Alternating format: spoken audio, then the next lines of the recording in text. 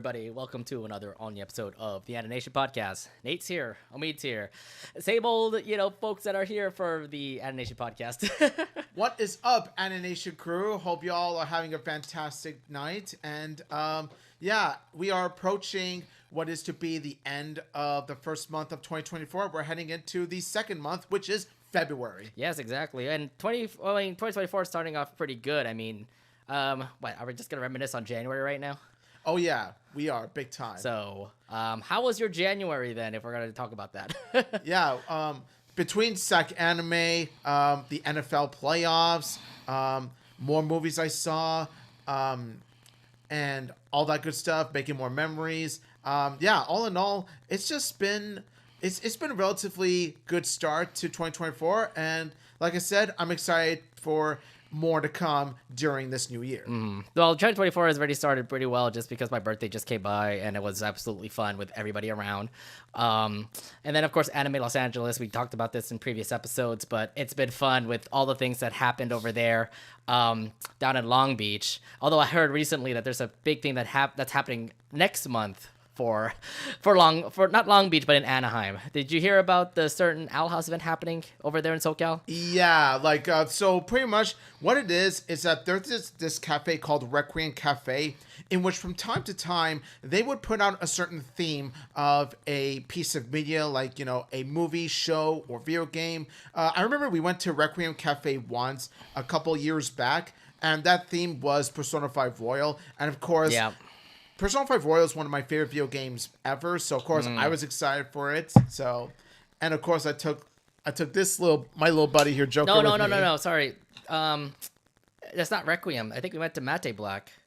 Oh, Mate Black. Yeah, right. that's not the same place, dude. Anaheim, not Los Angeles. Oh God. Yeah. So okay, I get the Requiem, SoCal Cafe. When we went to Requiem Cafe, that was D23 2022. Do you remember the time that we went to D23 2022? We went to a cafe because our friend Ryan ended up actually driving us to that cafe. Oh yeah, I remember that cafe as well. That cafe had a certain theme to it. I forgot. It wasn't really a theme. It's more like they have a tree where you can sit under to get those drinks. They do theme it from time to time. They do have a Persona theme. I think it was the 25th anniversary of Persona. 25th anniversary, right? Yeah. So they so at least I got the theme right. Yeah, it's Persona related. So they did have Persona 5. They did have Minecraft also as a thing. FYI, they also did have a Homestuck thing also there at Requiem. Yeah. Yeah. Okay, first off, I didn't expect this, but Homestuck is still alive. Yeah, honestly, I'm as surprised as you are. I haven't read the Homestuck comic. The biggest thing I've heard about Homestuck is not only does it have a comic, it has a cult following, but a huge cult following. A huge cult following. Just remember, like, every freaking convention we went to, I don't know about, like, when it comes to the Homestuck cosplayers or Homestuck, like, what is it, fandom to say, but I think they have gone really crazy. Have you heard, like, all the stories about the Homestuck fandom, though? Oh, yeah. The Homestuck fandom, let's just say that it is definitely one of the most rowdiest fandoms. Rowdiest to say. I mean, I've heard a lot of bad stories for said fandom when it comes to, say, for example, a certain pool that got colored, that they had to like recycle all the water because of all that body paint that people had to go through. It was so bad. And there's also a time where I believe in a SAC anime a couple years ago where they destroyed a statue. I don't know what's happening with those Homestuckers, but it's like that fandom is weird, and I think the fans are kind of like crazy sometimes. Here's the thing, like in every fandom, there's always the good fans and there's always the bad fans. That's kind of the thing you want to put. Like, there's no fandom in which there aren't weirdos out there. Like, there's weirdos in every fandom, but I feel like Homestuck, I feel like the weird fans of Homestuck outweigh the normal fans. I guess you could say it that way, but yeah, I mean, look, when it comes to fandoms, I think we're going to be putting a topic on this eventually when it comes to the Animation podcast, but like fandoms can get crazy sometimes. I think that's one of the craziest like fandoms. I've seen like fandoms of like, say for example, what was it? Steven Universe. Yeah, that's, I guess, a crazy fandom. There was like the Doctor Who Sherlock fandom, if you remember that before. It was a Super Hulock. Super Hulock, yes. Do you remember that? Like, do you have friends that are actually into that kind of fandom? That got crazy sometimes too. I mean, a friend of ours was into Doctor Who. Like, I remember like Like, he was big into Doctor Who back in 2013. Ooh, I don't know who that is. Mark, our friend Mark. Oh yeah, I remember that. Yeah, I mean my roommate Mark. Yeah, Yeah, your roommate Mark. yeah, yeah, I remember he was into it, but then he kind of got off of it. I know that there's some people that are still into Doctor Who, but it's a big ongoing franchise. Sherlock is done just because Benedict Cumberbatch became Doctor Strange. Okay, so Yeah, let's say Benedict Cumberbatch moved on from Sherlock, and yeah, pretty it's much. for Like you said, I think it's for the better. Did Doctor Strange instead. Yeah, okay, but we'll just stop at fandoms over there for a sec. But yes, we need to do a topic about that eventually. But yeah, January was fine. Of course, the football games happened every weekend, and yes, a certain football team. If you haven't noticed by now, If you haven't noticed by now, I actually have been rooting for a certain team throughout our times when we were recording the Anination podcast. And lo and behold, from last weekend, we now know who's going to the Super Bowl, and it's apparently one of my teams. That's the reason why I have this hat out, by the way. So, 49er fans, we are going to the Super Bowl. Behold, ladies and gentlemen, the NFC champions themselves, the Niners. I can't wait. NFC champs, I was just absolutely amazed by it. By the way, like, that whole weekend, tell me again, Omid, what time did you have to wake up to actually get a bar seat?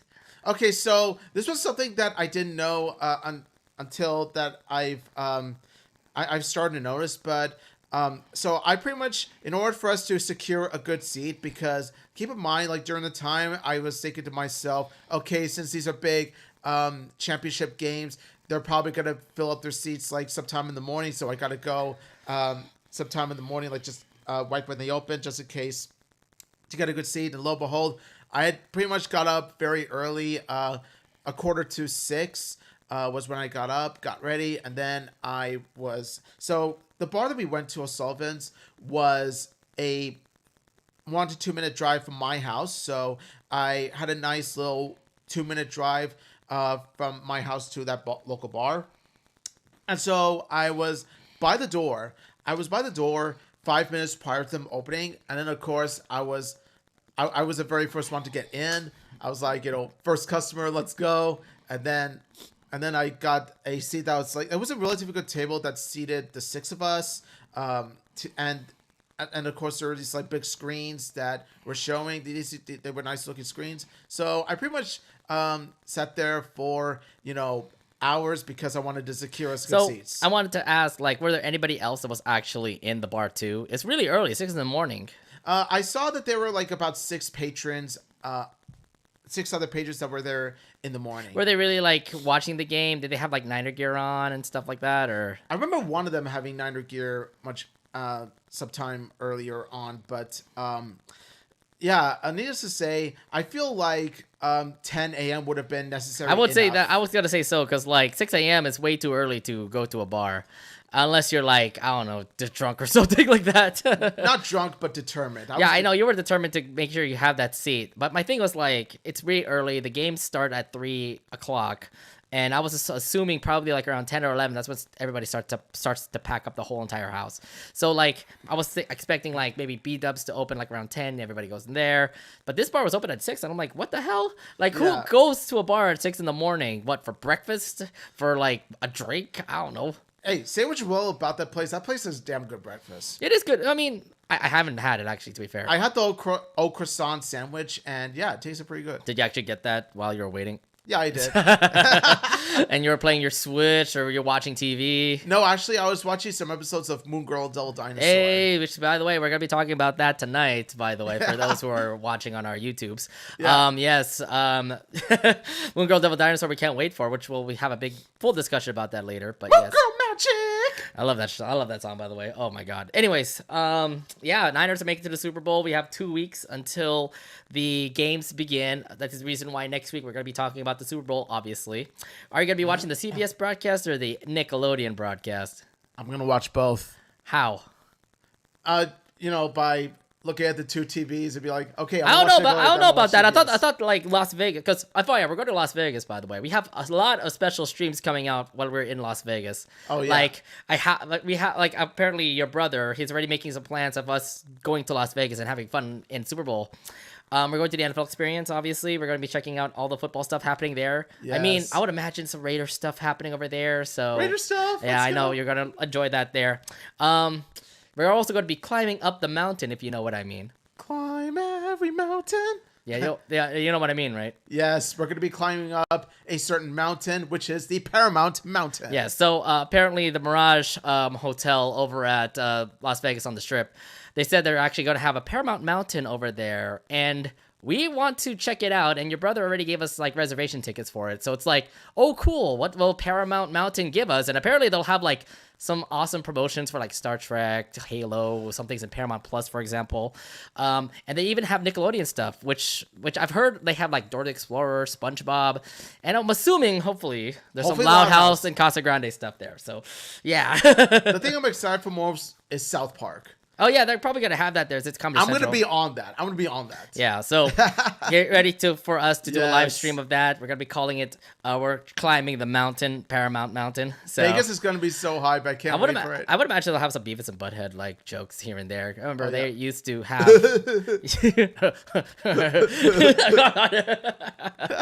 Oh God, I should have given you that ribbon that says Great Cornholio. Oh my God, yeah. Oh freak. Anyways, yeah, we have a lot of things coming up in Las Vegas, so check that out while we put out the Anination podcast. So yeah.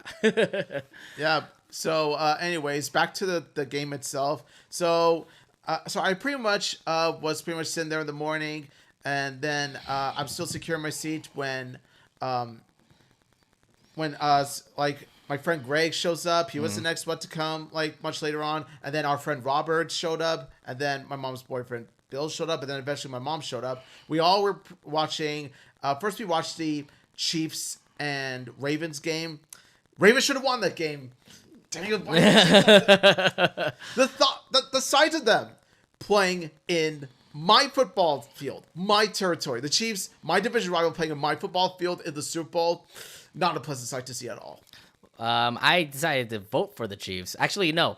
I actually ended up putting a bet on the Chiefs. So I actually had to call your brother up, who lives in Las Vegas, and tell him, hey, can you put a money bet on the Chiefs? And they won, and ended up getting some money back. So hey, maybe I should go for Chiefs more often. No, I know you're definitely not going to go for them. Like No, in not 2 for the weeks, Super but- Bowl, obviously, but I'm gonna go for them on other things. So apparently, but here's the thing: I didn't want the Ravens. I didn't want the Ravens to be in the Super Bowl because the Ravens beat the Niners and they whooped them really bad.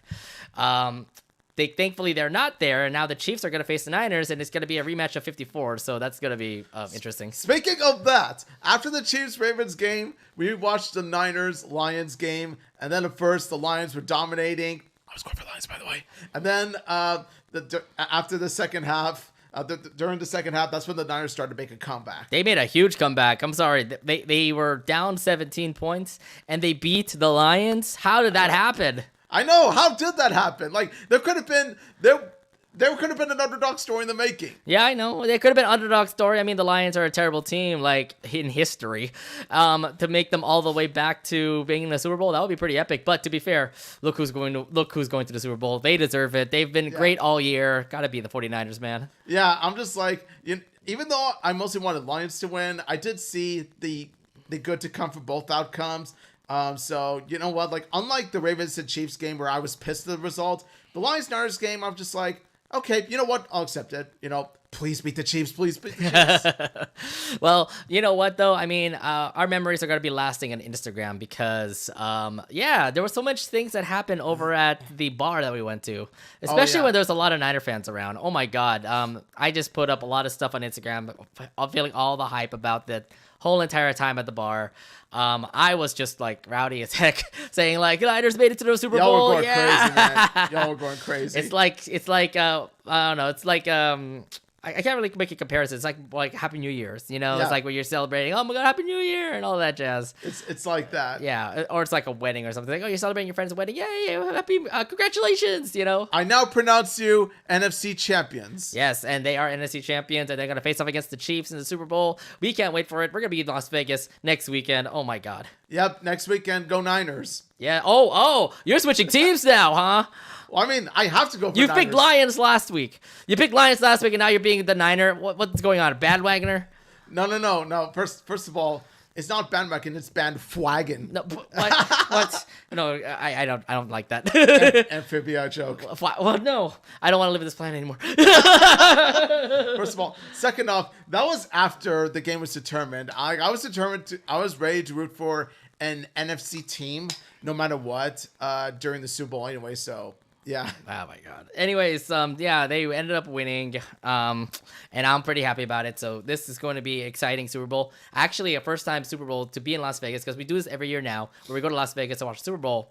But this time around, our team is going to be involved with it in that same city where we're going to be celebrating at. You guys are going to go to my football field. Yes. You're going to my football field. How dare you? That Super Bowl was for us, man. Here's the thing. I did ask, like, your brother and also a lot of people that are also Niner fans that are actually going to be in the game, too. Well, if they do win the Super Bowl, we have to find out that what club they're going to go to in Las Vegas so that we can party with them. Because I would love to do that. I would like to take like picture with Kittle and McCaffrey. We're going to party up. We're going to get drunk on that Sunday. Oh, dear Lord. And then I have to come in my Raider gear, and I know I'm going to get, hollered the hell out of. Yeah, you're probably going to get hollered the hell out of. I'm getting hollered. I'm going to get roasted. You're going to get roasted by Brock Purdy. Oh, God. So, I have to say this. Is he pretty good? Is he pretty good? He's pretty good. Yeah. See, he's joined the bandwagon, by the way. So I'm like, yeah. If you want to join the bandwagon, you gotta be like a huge Niner like faithful person. I'm not a Niner bandwagoner. I'm just someone who's faithful to the Bay. I'm sorry, the Niners have been faithful to the Bay. Sorry, Raiders. I'm someone who doesn't want their divisional rival to win in their football field. So division rival is the Chiefs. Yes, I understand that. So this guy is gonna go for Niners next weekend. It's gonna be interesting. But like I said, we got a lot of things planned up. Make sure you subscribe to the Anination podcast channel so that you'll get to check out all the latest stuff that we're going to be doing in Las Vegas. We got a lot of things happening in Las Vegas, so make sure you check it out. Yeah, Vegas is quite an eventful city, but the Super Bowl is going to enhance the eventfulness in Las Vegas. Oh yeah. Oh, I've got to get my tripods ready, get my cell phone ready. We're going to be doing a lot of recordings, by the way. So yeah. Get ready for those. All right. Enough small talk. Let's actually head over to the Anination podcast. Let's talk about all the latest news that happened in the world of animation. During our time off, we had a brand new trailer drop from DreamWorks. It is the brand new Kung Fu Panda 4. Now, it's been years since Kung Fu Panda came out, probably 5 or more years since 3 came out, and now they're bringing out 4. So first off, what's your thoughts on actually hearing the fact 4 is now out? When I first heard that there was going to be a Kung Fu Panda 4, I had mixed feelings about it because on one hand, I love the Kung Fu Panda movies. They're always fun to watch, and they do, even when it's third movie, with 3 movies, they still managed to capture the charm, the humor, and the raw emotion of the Kung Fu Panda franchise. And 4 could potentially be no exception. It could hold up. On the other hand, though, do we need a Kung Fu Panda 4? Do we really, really need it? I kind of don't know, because when 3 ended, it felt like a satisfying ending, don't you think? I felt like I feel like Kung Fu Panda 3... I feel like it ended Poe's character arc the best, in which it showed Poe leading the pandas, teaching them kung fu, and all that kind of stuff. 2 is my favorite of the 3, obviously, but I felt like 3 was a satisfying conclusion. That's what I thought so too, and 3 was not a bad movie. It was okay to say. I mean, when it comes to the whole entire franchise of Kung Fu Panda, 1, 2, and 3, not bad. Maybe 1 was my favorite, just because it introduced Poe and the family that he was in. Mm-hmm. And I think 3 introduced his family himself, the Panda family to say. The biological family. Yeah, the Panda family itself. And then now we have 4, but it's wait, this is now just more of a superhero movie now. Because from the way I've seen the trailer, it's more like him going to another village, looking at Awkwafina. Not gonna lie, she is Awkwafina. Just what we need, Awkwafina and another. I don't know what's happening with Awkwafina. I told you, last week, we talked about Awkwafina just going into every freaking, movie. What the hell? Was it with Awkwafina being sort of a, name for box office crash grab? Because we talked about migration, and she's in that movie, and now she's also in this animated film too. So I don't know, maybe she's just getting it for the money. It's just weird. What is it about Awkwafina's name in which they have to bank on it? I guess I don't know, but yeah, nonetheless, I mean, it's okay. So the way I kind of saw that trailer, it's more like Poe going to another village, helping this fox out. And again, it's another superhero movie. But the other thing I also didn't see too, what happened to the rest of the squad that was with Poe? Yeah, exactly. What happened to the Furious Five? Where's Tigress, Mantis, Monkey? Where are those guys? Yeah, so what are your thoughts on that? Because, like, I just saw the trailer and it's only Poe. Yeah, now Kung Fu Panda 3, you could make the argument that the Furious 5 didn't play that much of a role in the third movie, and you may be right about that, but here's the thing, they at least did, get mentioned, they at least did play a role in Kung Fu Panda 3, even though it was a minor role, but they still were in it regardless. At least Kung Fu Panda 3 acknowledged the fact that they are Poe's friends. Exactly, and now, well, they're supposed to be like their working buddies, because it's like, you got the cricket, you have, Mantis, you have the monkey, you have the tigress, and the snake, and I'm like, where are the rest of, like, they're supposed to be like the main guys. I just remember watching like Kung Fu Panda 1, and they're always been like together, working each other out, and having Poe become like the hidden gem in the whole entire group. Yeah, like the Furious Five actually do have more significance in Poe's life than you may think. Look at Kung Fu Panda 1. They trained the hell out of Poe to become the Dragon Warrior. Like, they helped push him along with Poe's master as well. Oh yeah, I forgot his name, Matt, too. At least he's in the movie too, so if anything, there's that. But yeah, I mean, so far, I mean, I already have a gripe about it when it comes to the Furious 5 not being there, so that's one thing. But we also did look around the trailer. First off, this trailer has been promoted. He's going from Dragon War to a spiritual leader now, to this place called the Valley of Peace. It's quite a huge step for Poe. What are your thoughts on this whole Valley of Peace thing? I like that's what I like about this, because it's pretty much Poe's character growth beginning to thrive, continuing to grow. Because throughout the Kung Fu Panda movies, we have seen Poe grow more and more as a character, not just by title, but also by legit growth and backstory. And I feel like him being the spiritual leader of the Valley of Peace makes sense, considering the fact of all he's accomplished, what he went through. I think like spiritual leader of Valley of Peace is certainly a good graduation for Poe. Like for him to graduate from Dragon Warrior to spiritual leader is quite a step up. Well, here's the thing too. He still has that Kung Fu Panda stuff that he always does. Try to be the hero of the entire like village, to say. Along with being a spiritual leader, I've seen like images of him literally just being like a part of the cherry blossoms, like finding spiritual peace. And I'm assuming that's his new role now. Yeah, I would have to say that. And also, when you see the trailer and you see Poe trying to become Spiritual Valley, like trying to meditate, it's so funny where he tries to say those lines, this spiritual peace stuff, and then you see him saying like stuff like sesame seed, like, and all this stuff, like the way that he's doing it, like he's meditating while at the same time ordering food from a restaurant. It's sort of like, order meditating or something like that. Food meditating. Oh. Well, then again, it's like the way that he kind of like tries to be a spiritual leader, he has to obviously clear your mind, but he doesn't clear his mind. He still has food in his mind. So that's what I mean. Like, I think that's really, really clever humor. It's just, since Poe is a panda, like food has always been his go-to. Like he's always been passionate about food. So I'm feeling like there's a brand new chapter in Kung Fu Panda, knowing that he has this brand new position. I feel like this is just like another possible trilogy that's gonna happen for Kung Fu Panda.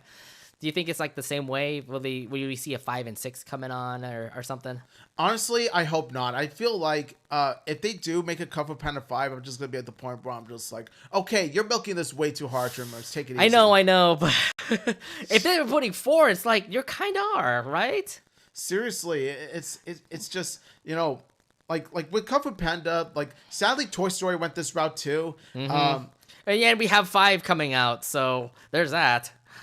Yeah, don't get me started on that. But anyway, back to this. I feel like Kung Fu Panda is going the same route as Ice Age, where they keep pumping up more and more sequels. Just forget Ice Age. I kind of stopped after 2. Okay, so like DreamWorks is relying heavily on Kung Fu Panda since they aren't making any Shrek movies. DreamWorks thought to themselves, hey, I don't know about that. I don't know about that. Remember, Puss in Boots was successful. I'm just hoping there's a Shrek appearance in that new Puss in Boots movie or a Shrek movie coming out. Okay, but at least with that, they do.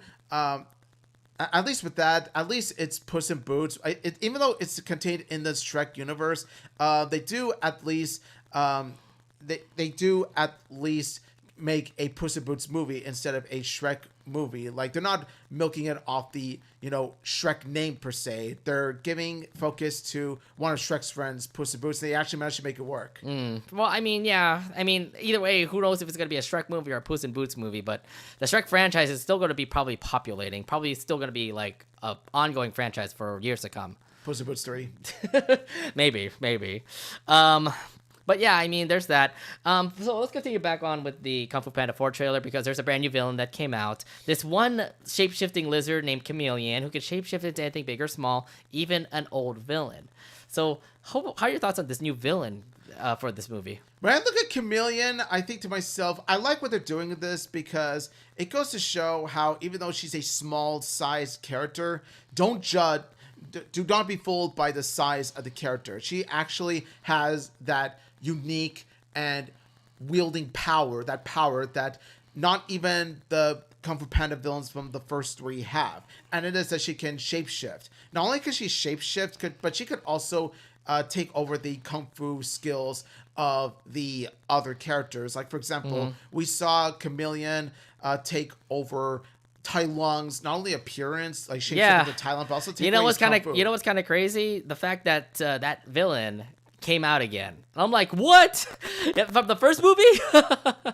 Yeah, Tai Lung. Now, keep in mind, unlike characters like, say, Lord Shen, like in which we saw Lord Shen legitimately die, with Tai Lung, if you look closely at the first movie, like after Po did his finger and did like the whole skadoosh thing, yeah. like Tai Lung was never seen again. So for all of you know, sometime during that whole skadoosh chi move that Po made, Tai Lung may have just ran really fast, or he may have gone blown away so fast, like he didn't really have a death like to say, right? He didn't really have a death. That's what I'm trying to say, is that he didn't really have a death per se, because we never saw him dead. But here's the thing, like, he shapeshifted, like, this chameleon person shapeshifted into Tai Lung, which is like, I don't think he's dead. I don't know. He still resembles that villain. Yeah, maybe a chameleon, I think, was raised by him or something. I don't know.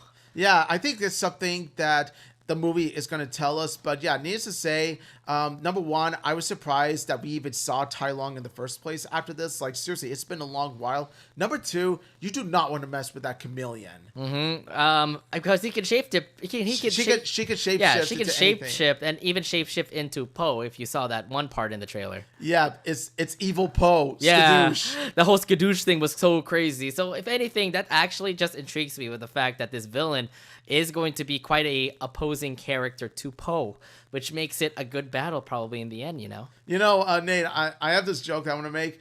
Like, in the final scene, you see Shadow Po. Oh, God. I know the Persona. It's literally Shadow Po. He looks like Shadow Po. Speaking of which, Persona 3 comes out this week. I already pre-ordered. I'm gonna play the hell out of it on Friday, by the way. So yeah. I'm just saying though. I mean, like this looks to be like an interesting thing that I really am interested. I got really intrigued on. Because it is a while since we've seen Kung Fu Panda, and it really is. 4 is just a little grain of like more toppings when it comes to the Kung Fu Panda franchise.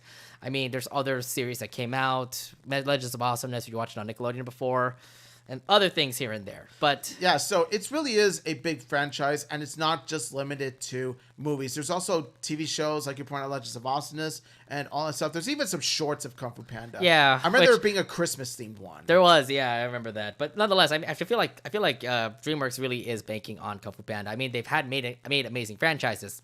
At least they are not franchising Boss Baby. Please, that was such a terrible movie. God, no. I didn't even watch the first movie. I never will. No, don't. It's just bad. If anything, like, keep it with Shrek, keep it with the Kung Fu Panda, keep it with the popular like IPs that you have for DreamWorks, and we'll see how it goes. Because like I'm assuming DreamWorks is just gonna bank on that and maybe put some original ones, like maybe more Bad Guys, because that'd be pretty good, Yeah, bring in more Bad Guys, because I really like the Bad Guys movie. Like, I'm kind of surprised that they kind of killed off Captain Underpants, because DreamWorks made a Captain Underpants movie and a Captain Underpants show. Did it underperform or something? I guess the show kind of underperformed. It's not a show; it's a movie. No, but like the movie did well, but it's just a show that. There was a show that was based on the movie. Well, DreamWorks just keeps on putting out Netflix shows here and there, right? Yeah, but Like the Croods, for example. Remember that?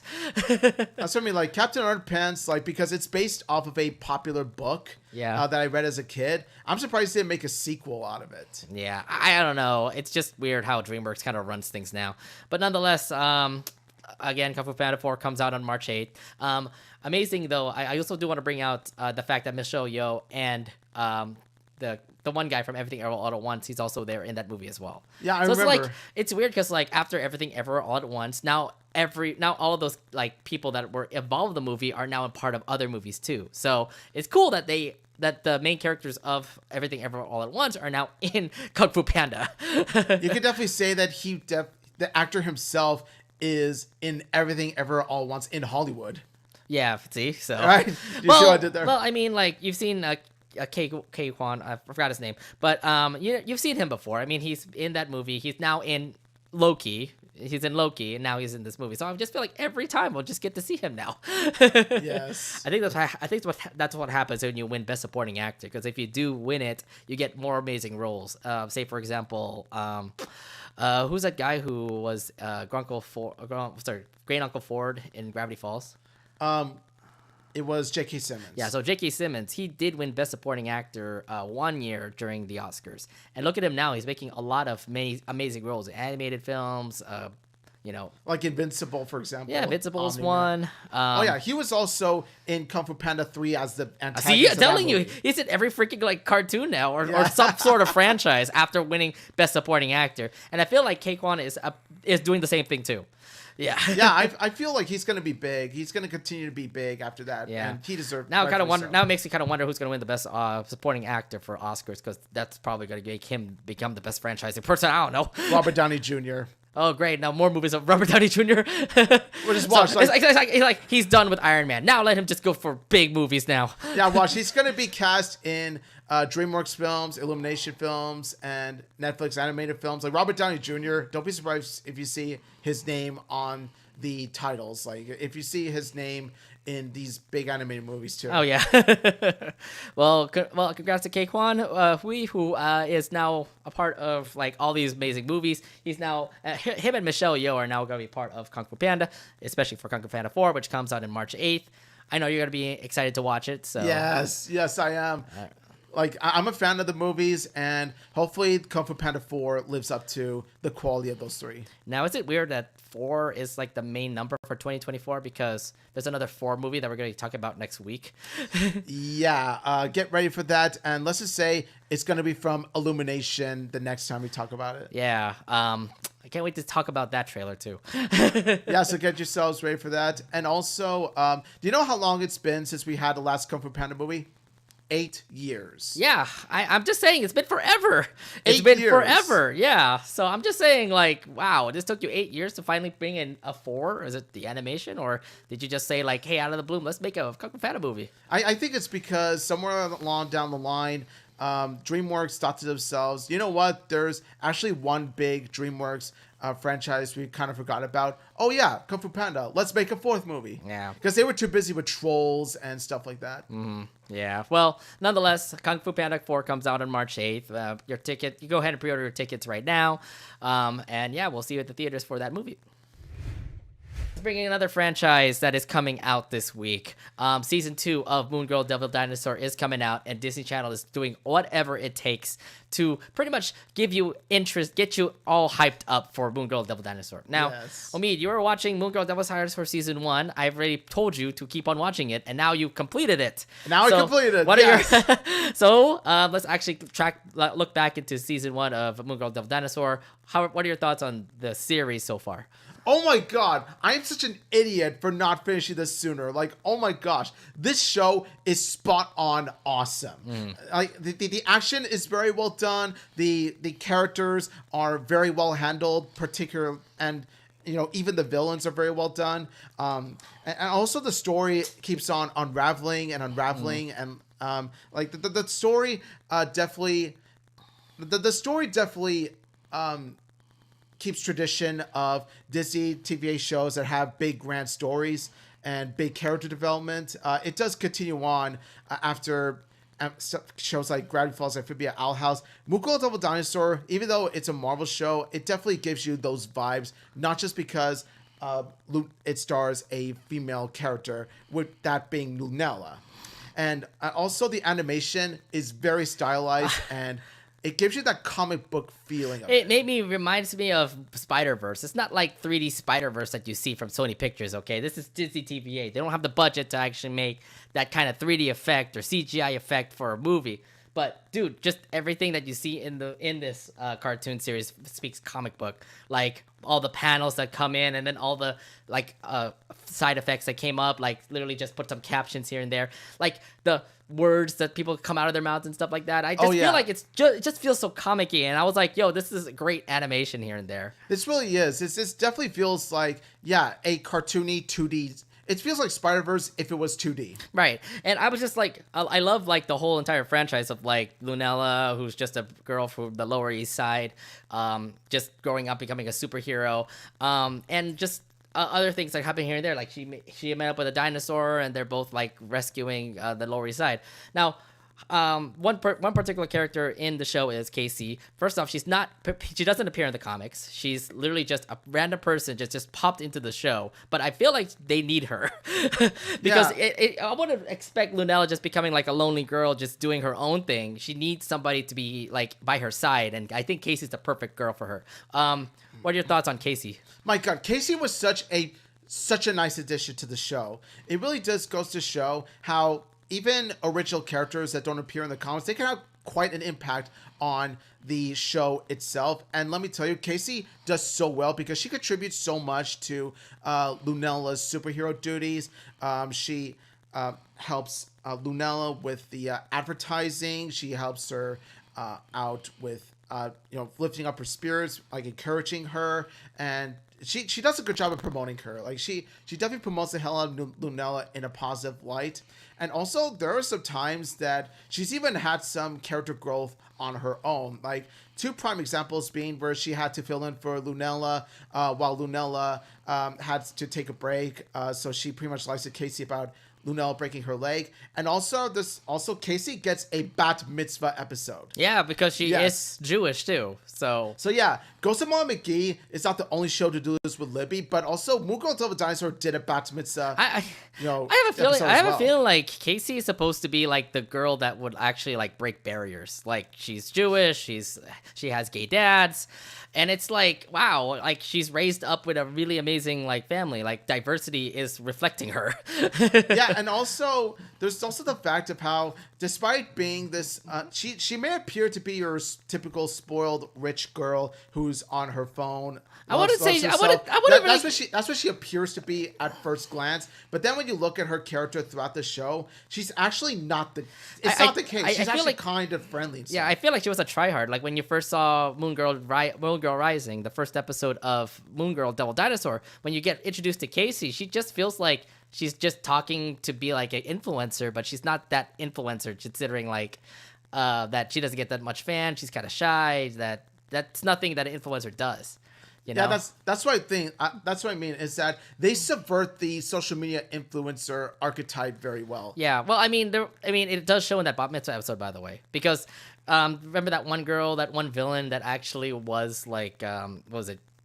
Went to her bat mitzvah. She now became so popular because of that, you know. Yeah, she's a social media influencer herself, and she reviews bat mitzvahs. Well, the thing is that she wants to be an influencer by actually helping Moon Girl Devil Dinosaur become like the superhero that everybody needs, you know. So Lower East Side knows her, and I just love how Moon Girl continues to become like popular. That she gets like hits by other Marvel characters as well. I mean, how do you like the references of other Marvel characters in the show? Oh gosh, yes.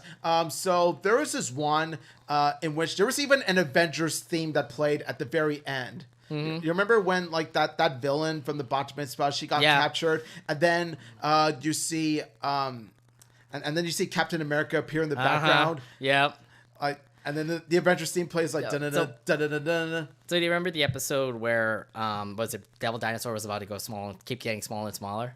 Yeah, so that episode actually had one guy, if you know the guy, he actually came from Ant-Man. Yeah, Yeah, he's from Ant-Man. I think that's what I mean is that I feel that they did that cameo on purpose because it goes to show how, hey, Devil Dinosaur, you're not the only and Marvel hero to shrink. Also, I kind of feel like they did it just because Lawrence Fishburne is the same character of the guy from in the real life Ant-Man movie. So yeah, there's that. And then forget about Ancient Hill, Maria Hill. She's also in that. So we get some Shield references too. Yeah, so I like the fact of how Moon Girl Devil Dinosaur, while they do use references to other Marvel properties, they never take up so much of the story. They use it in small doses because they want to focus on the story and characters of Moon Girl and Devil Dinosaur. So that's what I really like about the my show. thing right now is like, are we dealing with Moon Girl Devil Dinosaur being a part of that quote cinematic universe? Because they do reference multiverse in this. So it'd be interesting if somehow we get a it'd be interesting if we do see a Moon Girl Devil Dinosaur crossover with Spectacular Spider-Man, for example. Well, that'd be sick. Actually, I was hoping this, by the way, that we actually do get a Moon Girl Devil Dinosaur cross with Miles Morales. Because that is a legit comic series, by the way. Yeah, because Moon Girl, like Lunella and Miles Morales, they're both African American superheroes. They're both in New York City, so yeah, it kind of tells you that they have to meet. Not only that, but they both grow up in the same kind of community, the same kind of neighborhood. Right.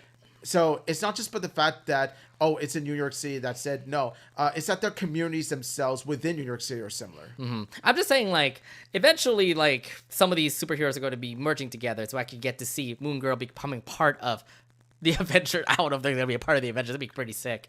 I feel like Moon Girl Devil Dinosaur could possibly, well, I mean, there's a slim chance, like, there won't be a huge possibility, but I have a feeling that Moon Girl Devil Dinosaur is going to be like what Iron Man was to the MCU Avengers. And that it's going to pretty much be the beginning of an initiative. Possibly. I mean, they are starting that already, and if you watch the latest Marvel movie, so yeah. So I would say that chances are not zero in that field. Chances are not zero. They could go that route. We'll have to wait and see on that. But yeah, needs to say overall, Moon Girl Devil Dinosaur Season 1, yes, definitely the hype. Go check it out. How do you like the villains in Moon Girl Devil Dinosaur? Because, I mean, there's one particular villain that we have to talk about is the Beyonder. Yes, the Beyonder, who is also voiced by Lawrence Fishburne. Yes. And let me tell you, Lawrence Fishburne really has so much fun playing the Beyonder because Beyonder comes across as this, trickster that pretty much tricks Lunella in some ways, like even messes with her head. And not only that, but Beyonder somewhat gives Lunella lessons to learn on her own. You know, it's the thing about Beyonder because, like, he's supposed to be an intergalactical being, by the way. He just visits Earth and just meets up with Lunella, who's, like, the smartest girl in her group, in her age, to say.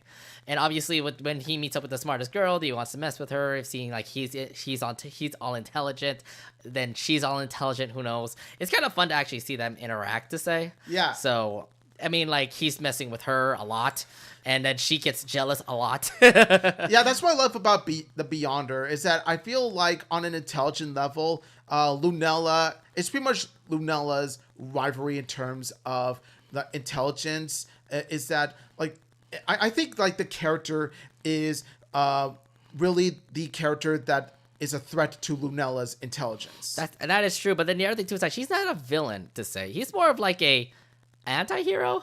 He's more like, he does give off that vibe of anti-hero slash anti-villain. Mm-hmm. That sort of thing. Like he's pretty much a gray character. Mm-hmm. And I think that's what I like about Beyonder, is that yes, he may appear to be your mischievous superhero, but then underneath there's this trickster that just likes to mess around with Lunella's intelligence, likes to mess around with humanity because he likes to get a kick out of it. Yeah, if anything, it really just shows, like, who he is. Again, like, some more other villains also did pop up. Not being really that notable, to say. Like, I only care about the Beyonder. The rest of the other villains that came up during Moon Girl Devil Dinosaur Season 1 kind of didn't really give me an effect here and there. That one guy in the finale, though, I don't know what will happen to him, but I feel like we're just not going to see him anymore. Yeah, I don't think so. I mean, chances are he may come back in some way, shape, or form from season 2. He may make a comeback. Who knows? But yeah, needs to say, I think like he's done for now. But let's face it, like in the season finale, he was a legitimate threat to Lunella and Mimi. And I do mean it. And I do like the backstory that they give because he was once connected with Mimi. They were both business partners, but that guy got butthurt by being dissed by the work company. Like they pretty much told him, hey, your ideas are stupid and all that stuff. Well, I mean, there was a freaking like wormhole that a lot of people got sucked into, Yeah, and instead of taking it to heart that, hey, maybe this wormhole isn't such a good idea, pride got the better of him. And I think that's really does go to show is that pride could be your downfall. Yeah. I got anything else to bring up for season 1? Because like, how about your favorite episodes? What were your favorite episodes for season 1? My favorite episodes, honestly, were the Bat Mitzvah episode. Okay. There's also the Beyonder episodes. Both the first Beyonder episode and also the one where Beyonder helps Lunella conquer her fear. That was also one of my favorites. And also the one where Devil Dinosaur gets shrunk. Oh, because it's so cute. Because one of my favorite villains was actually the King Kong type villain. Like really? That gorilla, that beast. Because it's weird because like he started a movie and then he started threatening the town because he didn't like the movie. It's more along the lines of since Hollywood saw him as a monster, they portrayed him as a monster in the movies, and that's what got him so mad. That's what he was angry about. So he took his anger around the town. Yeah, and so Devil Dinosaur.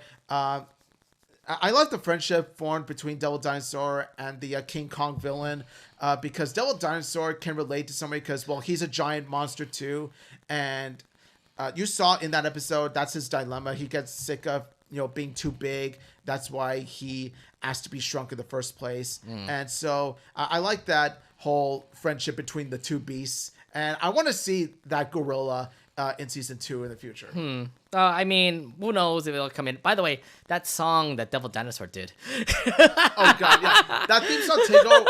No, not theme song takeover. It's that insert song that he did in the episode. Oh, yeah. That one where he was like literally having fun in games. And I'm like, this is a Devil Dinosaur. What is he doing? He's having fun in games. I guess. So yeah, that was just really weird. I think one of my favorite episodes would have to be Teacher's Pet. The episode where like this one hamster took. Oh, yeah. Yeah, and then Dinosaur was like hella jealous on the hamster because like you see Casey and Lunella loving the hamster all the time, and then he was thinking like, oh my god, they like the hamster more. I'm guessing I'm out of the picture. And he starts losing the hamster too, and I'm like, oh my god, this is so hilarious. I know. Yeah. And you gotta feel bad for Devil Dinosaur because Lunella has been giving the hamster so much attention. So honestly, like for such a big creature, like that's what I like about this particular dinosaur is that you see its more sensitive side. Exactly, and like I just really like how it's not just one dinosaur; he actually has character in it, which is pretty sick. Another episode I really like. I forgot the name of it, but well, we had Coney Island, which was the one that the Coney Island was one of my favorites. Yeah, there was that one. The Beyonder definitely was a big episode considering how Lunella and Eduardo turned out to not really be a thing, but it's more like, oh my god, Lunella, you can't just be all about, you doing the whole entire science project, Yeah, that Beyonder episode was the one I was telling you about. That's also one of my favorites as well. I mean, if anything, like, throughout season 1, you get to see Lunella have a lot of flaws. Like, for example, she doesn't like sleepovers. She's very scared of Coney Island because of that one haunted house. There's so many things about Lunella that's not good for her, but she overcomes it and also, like, becomes a better person in the end. Yeah, that's what I mean. Like, Lunella is a flawed character for an intelligent girl, but then she does, with the help of her family, her friends, and her pet dinosaur, she helps overcome the flaws in order to help save the day, help save herself, and overall become a better person in the end. Now, how about the whole representation? Because, of course, African American, they don't really have that much representation. And, of course, Lunella is a, African American girl as well. I do love the fact that they actually do have episodes reflecting that. For example, the hair episode. Remember that where she actually like made her hair, like cut her hair off because of like some sort of experiment. And then I remember there's like this one meaning about hair that like her mom was able to like tell her about, which was like, oh my god, it's so reflective. Like, be proud of your hair. Don't have anybody like judge your hair here and there. You know? Yeah. One thing you gotta have is hair love. There's that. Yeah. Yeah, but just so many good episodes from this, and I'm just like, whenever I watch Moon Girl Devil Dinosaur, like they have so much meaning towards it. Now, that's what makes me love this show, and that's the reason why like it's won so much awards, because I think everyone knows the animation was great, the cartoon was just amazing, the impact of the story was just absolutely amazing for each episode of Moon Girl Devil Dinosaur. That it was definitely one of my favorite shows from last year. Yeah, definitely. Like it not only does it have the action and the comedy and all this stuff, but yeah, it captures the heart and soul of the show, and it captures the heart and soul of the family dynamic of Lunella and her family. Yeah. So if anything, like Moon Girl Devil Dinosaur was absolutely amazing. So let's actually start from season 1 to season 2, because season 2 starts off from the end of season 1, where, okay, spoiler alert, Lunella went to the multiverse. Yeah. That's pretty much what you heard that right. Lunella went to the multiverse. Yeah, because she literally went into a portal, and we don't know what happened to her, because like when the episode ends, it's pretty much Casey, Mimi, and the dinosaur literally just trying to get her back. Now, when we look back at the trailer, and all some of the clips already did show up in like all of social media, it seems like Lunella and the Beyonder are back together again, trying to get Lunella back into Earth. So, like when you saw when you saw those kind of first like clips on YouTube or anywhere on social media, what are your thoughts on seeing the fact that Beyonder and Moon Girl are teaming up again? Oh my god, the possibilities are endless. Like you see Lunella and Beyonder in the multiverse, like the depths of the earth and all this stuff. I'm thinking to myself, okay, there is so many possibilities that could happen in season 2 alone. First of all, they could meet other Marvel heroes from other universes. Oh my god, please! Oh my god, please give me that Miles Morales episode. I swear. Or since Doctor Strange goes into the multiverse, have a Doctor Strange. If we ever see him, that would be pretty sick. Yeah, I think like Doctor Strange. Oh, cool. Benedict Cumberbatch is gonna be a guest star. Oh god, just watch it'll happen.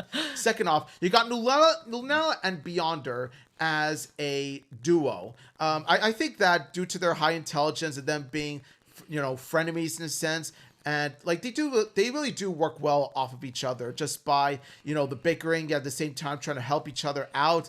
I like that dynamic between Lunella and Beyonder, and I can't wait for especially season 2 to really expand and enhance upon that dynamic. Did you actually see the new? Did you see the anti-hero versions of those two? By the way, there's a Devil Girl and Moon Dinosaur. Yes, Devil Girl and Moon Dinosaur. Devil Girl, especially they're definitely gonna meet up on Friday on that new episode. So. Yeah, honestly, that's what I loved about this clip, is that you see alternate versions of Moon Girl Devil Dinosaur. You just switch the names. It's like, oh, Devil Girl and Moon Dinosaur. Mm-hmm. I can't wait to see what they capture about Devil Girl, because chances are Devil Girl is going to be the evil Moon Girl. She probably is the evil Moon Girl. But the thing is, like, will she meet her in that universe that Lunella's in? Who knows? It's gonna be like the same thing like Spider-Verse Beyond, like Across the Spider-Verse. It could be something like that. I mean, I think that's what it's gonna come down to. Is it's going to have Devil Girl play as a potential threat, like a villain all the way through to Lunella, or it could be a villain turned hero. That's what I'm trying to say. Like, you've seen the end of Across the Spider-Verse. There's an evil version of Miles. Yeah. So there's an evil version of Lunella. So it's kind of telling me like, oh, are we trying to feel Spider-Verse-y, are we? and it makes me think, okay, I got to see an episode in which Moon Girl travels to the universe of Devil Girl and Moon Dinosaur. I want to see what that universe is like. That'll be pretty sick. We'll see. But there's other things that also came up. I mean, like, we know that Lunella's back in Earth, but the problem is we don't know how she got back on Earth. Again, we get to see more villains. One played by David Tennant, by the way. He's in this show, by the way. Yeah, it turns out that David Tennant, this is his second time playing as a Marvel villain in a Marvel TV show. If you remember Jessica Jones, he did play as a one villain. I'm just like, whoa, David Tennant's playing some baddies in the Marvel properties, isn't he? Yeah, so I don't know when it comes to him and villainy, but he's apparently a dog in this in this show, so I don't know how that villainy will go. But there is one particular villain that we have to look forward to, and that's Molecule Man. It already was shown on Instagram, by the way. Come on, guys, you have to be on your social medias to see this. But Molecule Man, like, is a big threat in the multiverse. When you saw him, like, look at Lunella, and Lunella sees him, and it looks like it's going to be a pretty epic battle. What are your fears about this particular villain? My thoughts on this is that, yeah, he looks like a legitimate threat, and I wouldn't be surprised if in the season 2 finale there could be an epic battle between Lunella and, you know, that big dynamic villain Molecule Man is Molecule Man. Molecule Man. I don't know, man. I mean, this is just looking to be something straight. Now, I do like the fact that Disney Channel is not showing a lot of clips. They are showing a lot of clips, yes, but they're not really showing a lot of big, like, time videos that it's, like, very spoilerish to say. I think it's because they want to keep it brief. They want to keep it short. And I think I have a feeling that the reason why they are showing those brief clips is because most of the episodes are going to be a bit spoilerish and they want to keep it secret. Right. I mean, like, some of the stuff that we get to see is like Mimi is now teaming with Moon Girl. Our questions now come arise where it's like, will Lunella say something that she's Moon Girl to her family? I mean, that's a big question. How about Casey? I didn't see much of Casey in this season 2 trailer. So what is her role now? You know? Yeah, I think that Casey is going to play the same role she did in season 1. Actually, let's go bring up the trailer. Let's go bring up the poster here because you get to see a lot of things come up. I mean, you get to see. I mean, like, Casey's still in the. Yeah, Casey's in it. You get like Beyonder again becoming like a part of like the team. I would imagine. I don't know who this person is. Looks like an Iron Man, black. I don't know, darkish black. And FYI, who are these folks? Who are these folks here? Like, what are your thoughts on having them team up with Moon Girl? My thoughts on this are that, yes, the more the merrier. Like, I like the fact of how it's not just Casey that's going to help Lunella, but it's also these kids. Lunella's going to have her own squad. Mm-hmm. And I just feel like this squad is going to be like all Polo geniuses. Like they're all smart. They're all her grade as well. I think I've seen this guy already before. So, you know, it's just going to be like a big teamwork. It's not all about Moon Girl Devil Dinosaur. Now Lunella actually does have a team that can work together and make her a better superhero, to say. Yeah, it's not just a team of 3, but it's also going to be a team of 7 now. Yeah. So if anything, the trailer just shows up and says like, yo, I can't wait for this. And also the fact that like apparently he has robot arms, Devil Dinosaur. I like that upgrade. Because yeah, Devil Dinosaur has such tiny arms. He needed this. And FYI, can we please get some plushies? Some Dinosaur plushies? I would buy one. Take my money, Disney. Oh my god, Disney, please, yeah. All right, so yeah, obviously we're really excited for season 2. A big question that comes to mind is the fact that Moon Girl Devil Dinosaur season 2 will come out on Friday, but the next day they will have 14 new episodes come out on Disney Plus. What are your thoughts about having Moon Girl Devil Dinosaur have all those episodes come out literally the next day? I would say that I feel like Moon Girl Devil Dinosaur should have gone the weekly route. I know. Everybody's kind of scared about it, to be fair. Because, first of all, chances are like there could be some that have already watched it day 1 and they could spoil it. So that's kind of the thing. Yeah. Is that on social media, you kind of have, it's kind of like walking into a minefield. That's why I kind of hate just the fact that like, because if you release it out early, it leads to, quote, piracy. Yeah. And this is the thing that happened to Moon Girl, not Moon Girl the Devil Dinosaur, but the Ghost and Molly McGee. Like, because it got out early, Disney, like a lot of folks ended up like downloading it off of Disney Plus and pirated it off to other folks, which, to be fair, didn't help the numbers and the reason why that show got canceled. Yeah, and so we don't want Moon Girl Devil Dinosaur to fall into that same trap. My thing right now is like, for those who are going to be watching those 14 episodes that'll come out on Disney Plus, please watch it on the platform. Do not freaking like pirate it. I am so pissed at that, by the way. Seriously. Because it did lead to the end of the Ghost and Molly McGee. Not only that, but just piracy is bad in general. And I feel like they didn't know. Like, I get it. Like, other countries can't be able to watch Ghost and Molly McGee. Can't be able to watch other shows. But come on, you can wait for it. Like, guys, just Patience is a virtue. I know it's gonna be out on United States, and we get it. Like, we get the first dibs. I mean, look at your guys' countries. You probably have your own first dibs on other shows. Okay, so I know Moon Girl Devil Dinosaur is great, but remember that you have to watch it on the platform. That's the reason why, like, Bill and Bob, who was promoting Moon Girl Devil, sorry, not Ghost and Molly McGee, they were promoting the heck of Ghost and Molly McGee to watch on Disney Plus and make sure it gets all the numbers and stuff. Exactly. And y'all didn't do that, and that's the reason why it got canceled. So it's like, wow. We have you to blame for it, okay? Don't do the same thing to Moon Girl and Devil Dinosaur. Please watch it on the platform because it's a legit way of watching it, and you're helping supporting the show by doing that.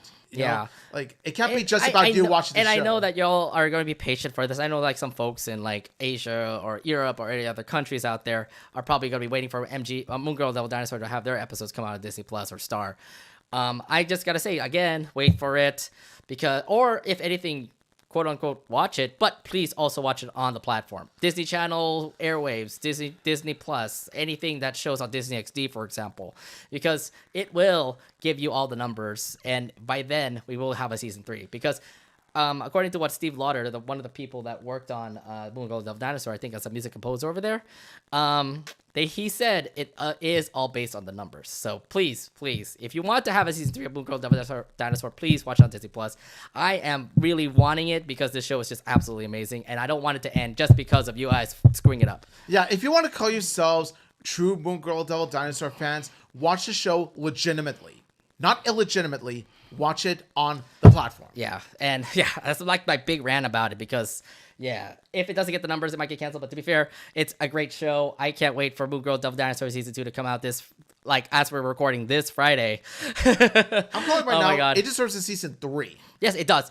And I just hope they're currently working on Season 3, and I really hope they actually push it out to actually make Season 3 for Disney Channel, Disney Plus. So. Yeah, me too, because it deserves to be big. It deserves to be big because, like, this is the show to help fill the void after Amphibia and Owl House and now Ghost of Molly McGee ended. This is the perfect show to fill the hole. We may have lost Ghost of Molly McGee, but we do have Moon Girl Devil Dinosaur. We do have a Big City Greens, Kif, and Haley's on it. FYI, hopefully we get Haley's on in Season 2. We didn't have an announcement for that, okay? So that's the worrying part there.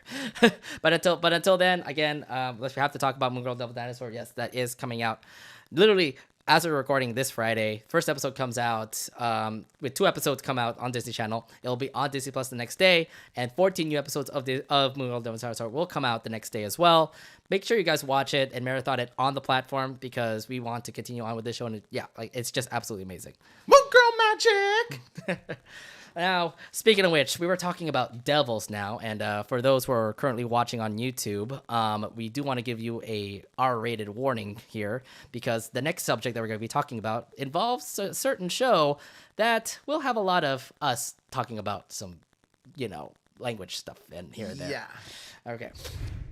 Talk about this show, Hazbin Hotel. Yes. All right. So, yes. This new absolutely amazing show, FYI, started off as a pilot in 2016 from the Fizzy Pop. It was a pilot for 30 minutes over on YouTube. It impressed our eyes. It talks about this one girl named Charlie who tries to inhabify hell by using her hotel to make sure all these people from hell can actually have a chance to go up to heaven. But of course, what are you talking about? This is hell. This is a lot of raunchy, scrawny things happening in hell.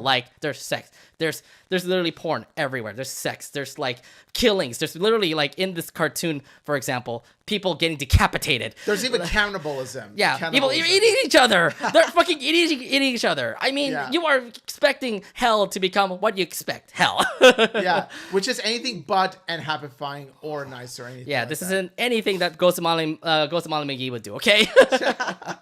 So we're gonna be talking about our first impressions. This is our brand new series called First Impressions. We're going to have our first impressions on this brand new Amazon Prime TV show called Hazbin Hotel.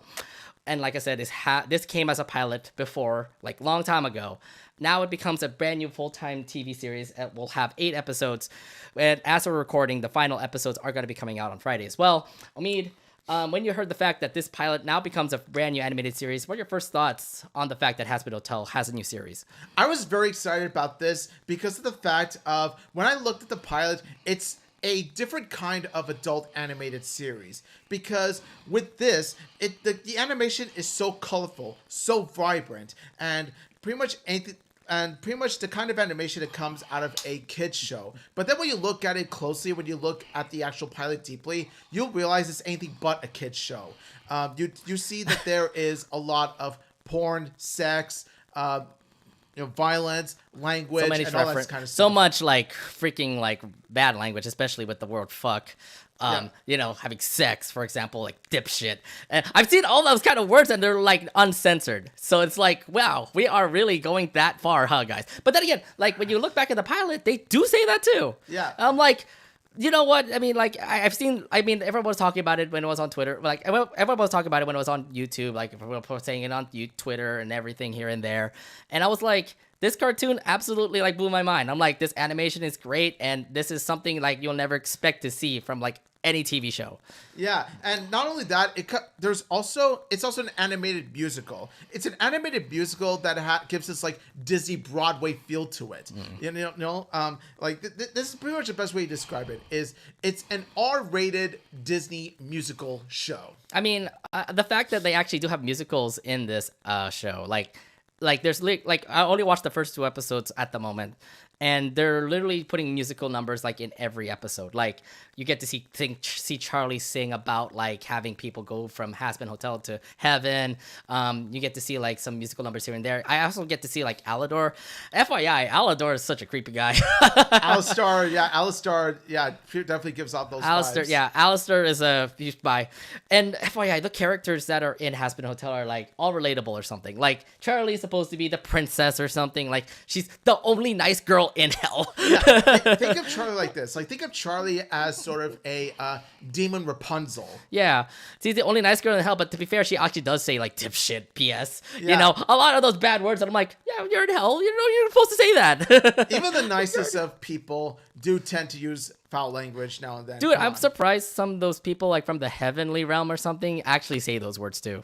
Yeah, because they want to. I think that's what the show is going for. Is that they want to express how there's vulgarity on both sides, like heaven and hell. But whereas hell acknowledges it, is proud of it, and is honest about it. Like heaven pretends to be its pure, perfect, good-willed, place. But it's anything but. But it's anything but. That's the thing about the show, is that it shows that not even heaven's perfect. Now, here's the thing about Hazbin Hotel. Like, we get to see from the first episode, like, all of hell is going to be eradicated because in like 176 days. Like, I don't know what happened in a meeting where like Charlie ended up like going to meet up with the heavenly realm. But the whole story is more of like, what are they going to do to make sure that all of hell doesn't become like eradicated? Because that's the thing about, like, I think in this brand new story here for Hazbin Hotel is the fact that all those who are in hell do get like eliminated by like angels from heaven. Yeah, that's honestly the angle that they go for brilliantly, is that they show that even those that are damned to hell, it does show how that. Even though they have done bad things, like Charlie even pointed this out in his meeting with Adam, is that even though these souls are not perfect, they have done bad things, everyone's done bad things, they do have a second chance. And by eliminating that particular life, you're taking away that second chance. Exactly. I mean, the way I kind of saw like the whole story, it just kind of gets me more intrigued. I'm like, can Charlie be able to actually save these people from hell? Because obviously it's just going to be a brand new thing for Charlie to do, or get all of hell eradicated, Yeah, and I think that as the series unravels, I think the series is going to answer your question. It's going to answer all our questions. Will Charlie save the day, save hell in the end? Yeah, but let's look at the other characters that are also a part of the show. I mean, you got Faggy, who is Charlie's girlfriend. She's definitely a pretty sick, like, woman. Oh, yeah. She is definitely badass, and I love her sarcastic wit, her grumpiness, and she's a stark contrast to her girlfriend, Charlie. Mm-hmm. And speaking of... It's really, like, good versus good and evil or something, because, like, you get Faggy, who's, like, really evil, and then Charlie, who's just really good. It's, like... really polar opposites, yet they work together. Not really evil, but more along the lines of Vaggie is, grumpy, angry, sarcastic, and quick-tempered. Whereas Charlie is the opposite of those things. She's very kind, happy, all smiles, wants to help people, and all this stuff. And she tries to be nice to them, whereas Vaggie is straight and onto the point. She's honest. Yeah, and to be fair, like I've been loving her like badassness throughout this entire show. Like, I think I started liking her, especially from the pilot. Now the fact that like she gets a more prominent role here in this TV show, I was like, I like her. She's really cool. Yeah, I think that the more I thought about it, I think to myself, like, who is my favorite character of the show? And honestly, there are 4 characters that I can think of. Charlie, Vaggie, Angel, and Nifty be my favorites. I honestly think that Vaggie might take the Nifty top. is a pretty interesting character and also voiced by Kimiko Glenn, aka Kif. So it's weird actually hearing like Nifty like talk because she does remind me of Kif Chatterley out of all places. Yeah, not only that, but also Kimiko Glenn also voices other iconic roles like Penny Parker from the Spider-Verse movies. Yeah, and but she like also voices. but like when you hear the voice of like Kif and was it her character? I forgot her name. Sorry, what was it again? What character? Mitzi or something like that. Nifty. Yeah, it definitely feels very Kif Chatterley. So. My God, Nifty's just too adorable. Like, oh my God, she is Precious' daughter. Like, honestly, the way she speaks and her mannerisms and just the way she talks is just like, oh, so adorable. I want a Nifty plushie. I want a Nifty plushie right now. Vivian, can you be able to make some of those? Please, make a Nifty plushie. I will buy it for you ASAP. Yeah, I mean, that's what you're doing for Major Digital Circus, so, you know, there's a thing there. Speaking of which, I need to get a Pomni plushie also. Yeah, I mean, Glitch Studios is currently working on it. Let's talk about the other characters. I mean, Angel does. He has a weird past because, like, when you first see the first couple episodes, he lives in the Hazbin Hotel with Charlie, but he does have like a very bad reputation with other people in hell. Yeah, because he is a porn star and he tends to be vulgar and all that stuff. But later on, you do see his more. More sympathetic side. I do love the fact that he is kind of a slut. Like he really like every freaking time I always see him, he has to go like sexy, like he's horny or something here and there, and I'm like that kills me. I'm not gonna lie. Like oh my God, freaking Angel his does. Horny side does make me laugh. I'm not gonna lie. Like if anything, he just gets like really turned on certain things here and there. So oh my God. Think of him as a guy version of Panty from Penny and Stocking. Yeah, you can put it that way. Yeah, but I think like Panty is more tame compared to this guy. I'm pretty sure he'll do whatever it takes to get that sex going. Oh yeah, like Panty, he makes Panty look like a straight up nun. Sure, I guess we can put it that way. And then of course we got to talk about Alistair. Alistair is like. Okay, well, when you saw the pilot, you already know he's kind of suspicious. Like when he came in, literally in the second half of that pilot, you know, and he just comes in saying like, "I'll make a deal when it comes to the Hazbin Hotel." And then when you see him in the first episode of the Hazbin Hotel, you already know that he's starting to actually start acting weird, you know. Oh yeah, you can tell by everything about this character when you look at him and then when you hear him through this radio muffed voice, you think to yourself, yeah, he's definitely sus. He's quite sus, and then even like when I watched the second episode, oh my God, what kind of past did he have? Because apparently TV versus radio is a thing in hell. Yeah, which just makes sense when you consider the fact of how radio was a popular form of media at one point before television took over. Yeah, so obviously when him like facing off with like that one TV villain comes up, oh my God, the rivalry between both of them are quite interesting. Yeah, the rivalry between Alistair and Vox was very interesting to watch. Right. So if anything, I mean, I have to watch out for Alistair. He looks like a really intriguing villain. Yeah, he looks like he's definitely one of the more interesting characters of the show for sure. Yeah. Now we don't ever get to see Nifty or the bartender in Hazbin Hotel. Husk. His name is Husk. Okay. Yeah. Yeah. So we never get to see those two, but they are voiced by really well-known people. Apparently Keith David, aka King Andreas, and also was it the doctor from Dr. Felicia from Princess and the Frog. Princess and the Frog. And even the president from Rick and Morty, he's in this show. And same with Kimiko Glenn, like we mentioned before, as Nifty. How do you like the fact that these celebrities are a part of this show? I do like the fact of how out of the main voice actors, there are 2 that are well known and the rest are rookie actors. Like they're new coming voice actors. I think it was interesting to watch them work with some veterans because of the fact of how you want to mix the new with the veteran. And I think that when you combine all these actors together, they all pull off some really damn good chemistry.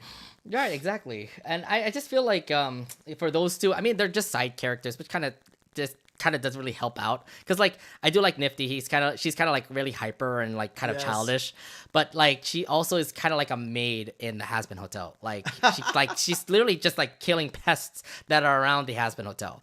And then Husk is just a really literal bartender in the Hazbin Hotel, just giving drinks out to people. So there's not really much quote big importance when it comes to them. But then again, I'm only 2 episodes in. Are there actually going to be something huge for those two?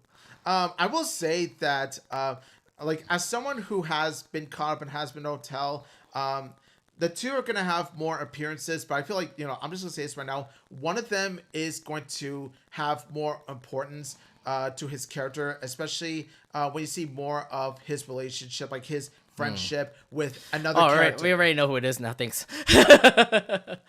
I'm just gonna leave it at that. Yeah, I don't want to spoil anything. No, we already know who it is now. Thanks. So anyways, how about secondary characters in the show? Because we do end up getting more people in Hazbin Hotel.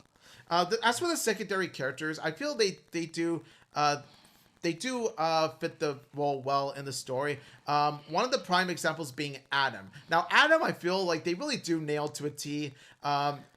Adam being the full-fledged villain, because you do see about how like Adam was. Wait, Heaven is the villains? No, actually, no, Adam. But Heaven is villains? Yeah, according to that's the part that's what the show tries to capture brilliantly. I think that's what the show tries to do, is that it tries to subvert your expectations when it comes to Heaven. It shows about how like even Heaven has its dark sides. Mm-hmm. And I think like the one of the key things of the show doing it is presenting Adam as such a douchebaggy villain that just wants to eradicate and kill all the souls in hell.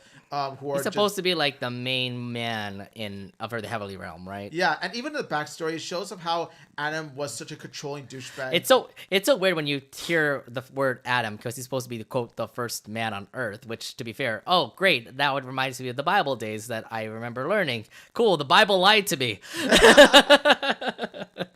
Yeah, it turns out Adam was really a jerk. Like Adam's a douche, and then you see it first and foremost in the Hazbin Hotel series about how like in order for heaven to be pure, he wants to kill all the souls in hell. And I'm thinking to myself, wow, they really made Adam such a jerk villain, and I love the show for it. Well, I mean, like, he's a jerk. It's weird because like he's supposed to be a heavenly like person, right? It's supposed to be nice and stuff, but you get to hear him talk of like was it talk foul, literally saying like he literally said bitch to Charlie, which I was like, yeah he's kind of like a douchebag. Yeah, and that's the portrayal that Hazbin Hotel does well. Like I said before, since Adam was the first man, think about like, what if Adam abused his title of first man? Like he took advantage of being the first man. He was controlling women and all that stuff. And that's when Lucifer came in and tried to help this girl who was being controlled by Adam. And so that's one element to the story that I really like about this. I do like the fact that they actually do have like an origin story about like how this whole hell thing was and how Charlie's character was. Apparently she's very important to hell, so just a heads up there, no spoilers there. But yeah, I mean, let's talk about other things that are happening in Hazbin Hotel. How do you like the whole animation there? Because it feels like the pilot, and it looks so much better on Amazon Prime. It really does. I feel like the show upgraded the animation of the pilot. You see it much more colorful. You see it much more well put together, much more full-fledged. Like, let me tell you, they really knocked it out of the park when it came to the animation. Yeah, it's not the same animation compared to like what's at Major Digital Circus right now, but I just remember it like the pilot. Like it looked great, it looked amazing. The character design is just awesome. And again, the character design still looks the same like this over here in Hazbin Hotel, the TV series. So, if anything, they definitely improved from what the pilot was and made it look better on Amazon Prime. So. Yeah, I think it's going to open doors to TV shows that were once pilots, but then came back and revived as a full-fledged show. I wonder what Amazing Digital Circus is You know going what's to be kind of like. you know what's kind of funny? You know, we talk about like pilots on YouTube going to other like big like companies in order for them to become like TV series. Who'd expect Amazon out of all companies to actually make a TV show and make it look good? Yeah, I'm just saying right now, like Amazing Digital Circus could meet that same fate. Yeah, I thought we all said Amazon is an evil company. I mean, much like it really just showed that even when heaven, like even heaven has its dark sides. There is some good and some bad. Amazon's the same. Sure, we got some dark sides, like Jeff Bezos, for example, but then there's some good to come out of it, like Invincible for one thing. This I don't and know all that. what, but I feel like Amazon, when it comes to prime shows, they are definitely winning with some big hits there. So Definitely, The Boys being another example. Of this yeah, too. yeah. I mean, I'm saying like Prime undoubtedly is doing really good when it comes to their shows. Yes. One more thing I also want to bring up is also the musical numbers that are in this show. They all are really good. I'm not gonna lie. Like I said, I only saw 2 episodes, and the songs are so relatable, and everyone loves Charlie just because she sings like an angel. Charlie is the Disney princess. Actually, no. She definitely is a Disney princess. From the way I'm kind of hearing her voice. By the way, great job to the voice actress. Oh my god, she just feels like a Disney princess. She feels like a hell Cinderella or something, or a hell Rapunzel. Like, look at the long hair, and it's like she's Rapunzel. She's hell Rapunzel. And another thing too is that the relationship between Charlie and Vaggie gives me huge Rapunzel Rapunzel Cassandra vibes. Rapunzel Cassandra are not girlfriends per se, but Rapunzel Cassandra are BFFs, and it's that dual pattern. You know the dual pattern of how you have the upright, bright, cheery, optimistic, happy girl, and then you got the sarcastic, dry, cynical, quick-tempered girl. Think of it that way. Yeah, I could save it that way, but I just remember like don't say Rapunzel in that one. I haven't seen the Rapunzel's Great Adventure yet, so I don't know that show. Remember that Rapunzel ended with Flynn Rider, okay? As far as you're concerned, but as far as I'm concerned, I've seen Rapunzel's Tangled Adventure. By the way, really great series. You'll pretty much see how it ends after season 3 of that series. Yeah, I do love like how Alistair like is such a great sort of villain to say, because it just feels like he's anti-hero villain, like god, again, suspicious, because like he has a past. He apparently like has a grudge with this one TV guy, and oh my god, like just insane. Yeah, I like to see more of Alistar because he is an intriguing character. When you look and hear him, you do think to yourself, there's got to be more to him that meets the eye. Right. So if anything, I do love like the musical numbers, the animation, the whole show at the moment. Even though like I only am two episodes in, my impressions are absolutely like stellar when it comes to the show. Like it's really high.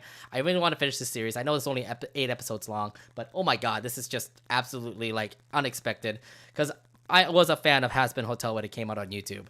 And now that it's having its own TV show on Amazon Prime, I'm like, holy crap, this is actually really what I expected. Like, this is hell. This is a lot of bullshit, a lot of debauchery and porn and sex, and a lot of, like, bullshit that's around that makes me, like, love this show a whole lot. And it's, like, something that you'll never expect from a cartoon TV series in any TV show. Like, you'll never see it on any network. I'm glad Amazon Prime, like, got unhinged with this show and actually let the creator do whatever they want. Yeah, they actually show hell as a legitimate town, but more along the lines of a town that is nitty-gritty, dangerous, and but then it has this sort of like colorful flair to it. Mm-hmm. I can't wait to see what else happens, because like I did see already for one of the villains already starting to become a part of the Hazbin Hotel, so who knows how that'll go. But again, I'm only 2 episodes in, and already, like I said, it's been giving me for really good impressions right now. How do you feel about a season 2 on this show? Honestly, I'm waiting for there to be a season 2 on the show. But in terms of season 1, from what I've seen, it's really stellar. The more and more I watch the show, the more I love it. Just based on the fact of like the musical numbers continue to be so great, like giving off this Disney animated vibe to them. And then also there's the characters whom you grow attached to. Not only that, but you do feel sympathy for them despite the fact that they are their respective titles. And overall, the big grand conflict is just, so intriguing just by like the writing and how it subverts your expectations of certain places. It definitely is an amazing show. Thank you again for Vizzy Pop for actually working on this and finally making their own show. I know that Hell of a Boss is currently on YouTube, and I love how the fact that like Hell of a Boss, even though it's a YouTube series, they still had time to make Hazbin Hotel an Amazon Prime series, and it absolutely worked out at the end. So yeah, it blew my mind. It was yeah, really awesome. I can't wait for. I'm pretty sure they are working on season 2, so I can't wait for it whenever it comes out. But Hazbin Hotel has been so impressive. Please watch it. It's on Amazon Prime right now. Yes, Hazbin Hotel has been great. Yes. There you put it. Oh, side note: have you have a person to cosplay from this show? I look at this, I think to myself, what could I cosplay? Because when I look at this, I think to myself, there's so much work to do in terms of the cosplay, like the makeup, the costume. Forget the makeup. I just want to just cosplay one of these characters, and I'm looking at Alistair, and I'm like, I want to cosplay him for some dang reason. I mean, it's like red eyes and like the freaking ears and like the suit. The suit you can get done. I mean, the closest I could get to cosplaying is Husk. Maybe you can. Yeah, it's pretty easy to do. I just have to have the fur or a gender bend Vaggie would be pretty sick too. I'm more shooting for a gender bend Charlie. Charlie, okay, that could work out too. Or it could also be Angel Dust. You could just be like very sexy, The thing is, I'm not that fabulous to be Angel. Don't you want to? I would love it if we ever go to Fanime this year, because like I was thinking about cosplaying a Hazbin Hotel character for Fanime, the next con that we're both going to go to. Yes. And I definitely want to cosplay one of the characters there. I'm looking at either Charlie's dad or Angel. Not really Angel Dust. I know that somebody definitely in Fanime is going to be Angel Dust, and he's going to be doing all these sexy stuff. That's what I mean. Someone could pull off an Angel much better than I could, because I just don't have the horny flair. Someone's got to be really horny, probably at night, for them to do that or style. Watch Fanime maybe 24 hours again, and we're all going to be like, yeah, sexy time. It's sexy time. Yeah, let's just say that I look forward to one of those has-been nights. Yeah, but I'm looking at like Alistair, and I'm like, maybe him. Gotta work on the staff. The wig, it looks like I can ask somebody to do it. The suit, I have to ask somebody to do it. But yeah it's like possible. Like I can probably try it out. I may give it a shot too. Yeah, I may give it a shot. Again, too. Charlie's dad is also another character to also check out as well. But either way, Hazbin Hotel again. I'm hyped. That's the reason why I'm kind of thinking about cosplaying now. Yeah, see, it influences all anime, weeb, and cartoon fans to think about cosplaying. It done it for the it did it for me for Amphibian Owl House. Okay, so yeah. Speaking of which, I do plan to cosplay Owl House too. So it's been out there. Yeah, but you already did Hunter already. Yeah, but like I think that they're still gonna continue on the cosplay gatherings. We'll see, because like the gathering I went to in ALA was like 20 people, not 50 people. So it's like it's kind of reducing itself. I mean, who knows? Because Fanime is quite a big con itself too. So yeah, let's see what happens. I should have told you, like Sac Anime. You should have went to the Outhouse Sac Anime one so that you can see how many people were in that one. Yeah, were there even like Outhouse cosplayers while you were walking? There were still some, but not as much as there were last year. I'm telling you, there wasn't much. It's kind of declining. But yeah, this That's is what I'm saying. I'm gonna be part of the hype. I really do want to cosplay one of these characters. Me too. Yeah, we'll see how it goes. Now let's get over to our final subject of tonight. Let's actually talk about the Crunchyroll Anime Awards. Yay! More anime awards. Now, I'm kind of saying this sarcastically because the Anime Awards are kind of... Yeah, but what are your thoughts on the Anime Awards? Because like I feel like they kind of missed out on stuff here and there. Crunchyroll Anime Awards has been hit or miss. There are some Crunchyroll Anime Awards that have been fun to watch, but then there are other times where they kind of miss the mark a bit. I'm kind of not happy with the Crunchyroll Awards because like at the moment right now we are talking about Bocchi the Rock possibly being Anime of the Year, which was an anime of 2022, not 2023. Do your research, guys. Do your research. That's what kind of makes me so frustrated when it comes to like these categories that we're going to be talking about for a little bit. But yeah, these categories that we have, I mean, there's some that are kind of like out there that are actually pretty competitive, and then there are some that are kind of like pretty obvious who's going to win, okay? And according to Omid, for what I'm seeing in his picks already, I'm like, you're already starting with one show. Come on, dude. So let's actually go through the nominees for now. And okay, so in 2023, there were some hit animes that came out: Demon Slayer, Oshinoko, Suzume, for example. And again, there's so many like nominees for Oshinoko. Why is that like a show that should be well recognized? Oshinoko is a show that it holds a place in my heart because of the fact of how it tackles the dark side of the Japanese entertainment industry. And not only that, but it also combines with this sort of a mystery theme to it, where you have the main character Aqua try to solve a mystery of how the mother, who is the idol, like how I died, because she was killed by this one rabbit fan.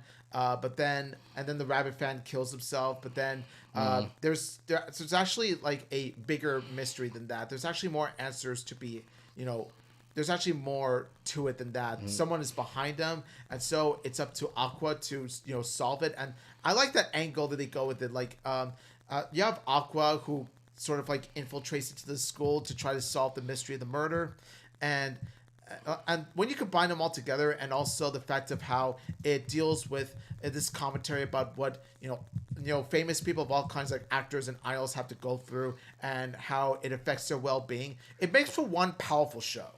Right, I definitely understand that, but yeah, I mean, I don't know. There's a lot of other shows that are out there that I would say that are quite better. Bocchi the Rock, for example, Demon Slayer. There's a lot of those that can be competitive to say. The thing is, have you watched the anime itself? I have not, but I have read the manga. So if anything, there is truth. Like, it is good, but I don't know how it would be compared to the manga and anime.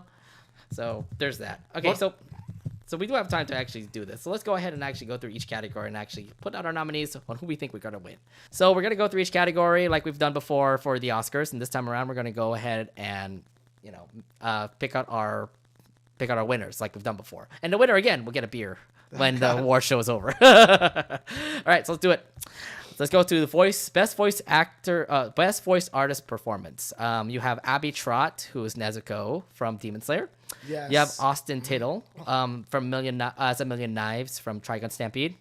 You have Johnny Bosch, Ichigo Kurosaki from Bleach, The 1,000-Year War. Lexi Nieto from Tomo-chan is a Girl. Marissa Duran from Hell's Paradise. She's Sagari Yamada Asemon. And Ryan Colt Levy, who voices Denji from Chainsaw Man. Now, Omid, who did you pick for your best voice actress performance? I'm sorry, JYB, you're my favorite voice actor, but I went Abby Trott. Hey, you went to his autograph signing. Hello. I went with Abby Trott because I've seen more of Demon Slayer than Bleach: 1,000-Year Blood War. Number one. Number two, I felt like, especially at the end of Demon Slayer, you'd see some voice acting from Abby Trott's when Nezuko talks, when Nezuko is actually able to talk again.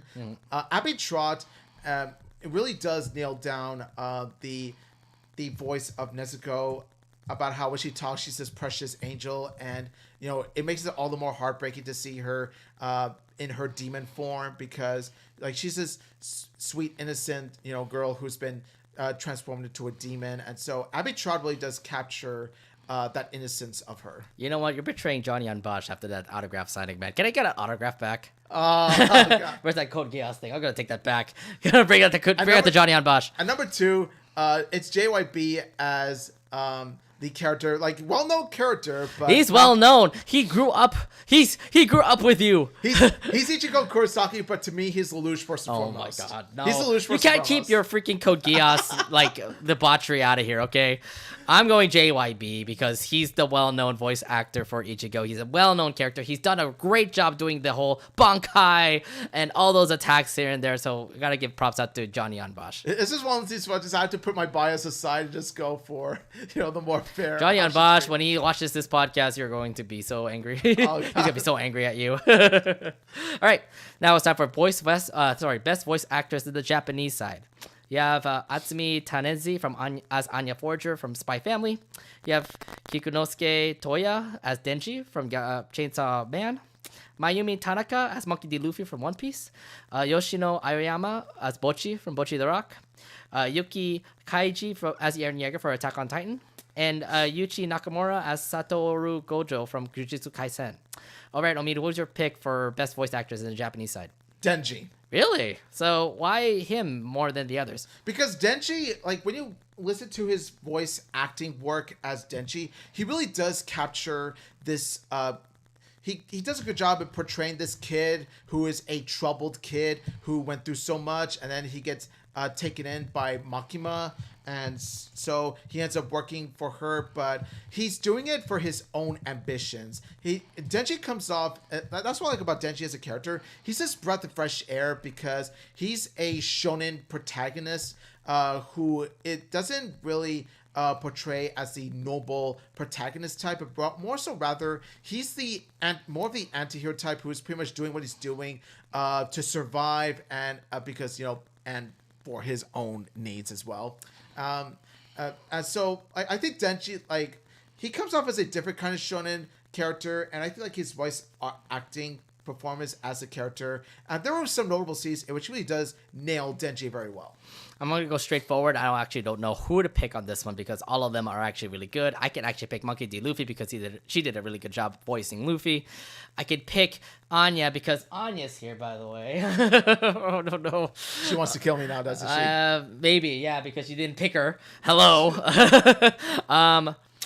Okay, so I have this thing over at the CaliCon blog where people hated me because I picked Attack on Titan as Anime of the Year a couple years before, and I won. You were onto something. Yes, and I kind of feel like Yuichi Kaiji will win again. So I'm going to pick Attack on Titan and pick Yuichi Kaiji for that one. All right, next up. Best ending sequence. This is the best ending sequence in the anime series. So we have Akari, Soji, Saki. Okay, we'll just go for the anime series, actually. Jujutsu Kaisen, Season 2. Psalm 100, Bucket Up List of the Dead. Chainsaw Man's ending. Demon Slayer's ending. Oshino Ko's ending. And Spy Family's ending. All right. Well, that's a lot of good choices. Who are you picking on that one? Best ending sequence. I have to be fair. I have to put all my biases aside and just say Spy X Family. Oh, that's a prize. So why Spy Family? Spy Family, when I look at the ending and when I listen to the song, it gives us more of a, chill, colorful vibe to it. You know what I mean? Like Spy X Family has this feel good vibe to it, and I feel like the ending really captures that feel good vibe. And also the animation, the animation in the ending itself, the ending sequence, is just so colorful. I actually don't know when it comes to picking an ending sequence because all of them are good. Some of them I actually haven't seen before, like Jujutsu Kaisen. Sorry, I haven't caught up with Jujutsu Kaisen. I heard it's a really popular series, though. I think I'm gonna go with Psalm 100 actually because I actually love that show and the ending looks pretty cool. So I'm gonna pick up Psalm 100 on that one. All right, next up, time for the opening sequence for an anime series. Now we have Oshinoko, Heavenly Delusion, Chainsaw Man, Psalm 100. Jujutsu Kaisen Season 2, and Hell's Paradise. All right, who's your favorite opening from those choices? Idol. So Oshinoko. Oshinoko. Okay, you gotta tell me why. What else is there needs to be said? Because, well, when you look at the opening sequence, I think the song title Idol really is a fitting title for the opening sequence because it really does, the opening sequence, it really does feel like you're watching an Idol performance. And after you watch the Idol performance, you get to see more of what the anime show Oshinoko is about, and it really does paint a picture of what it's really like to be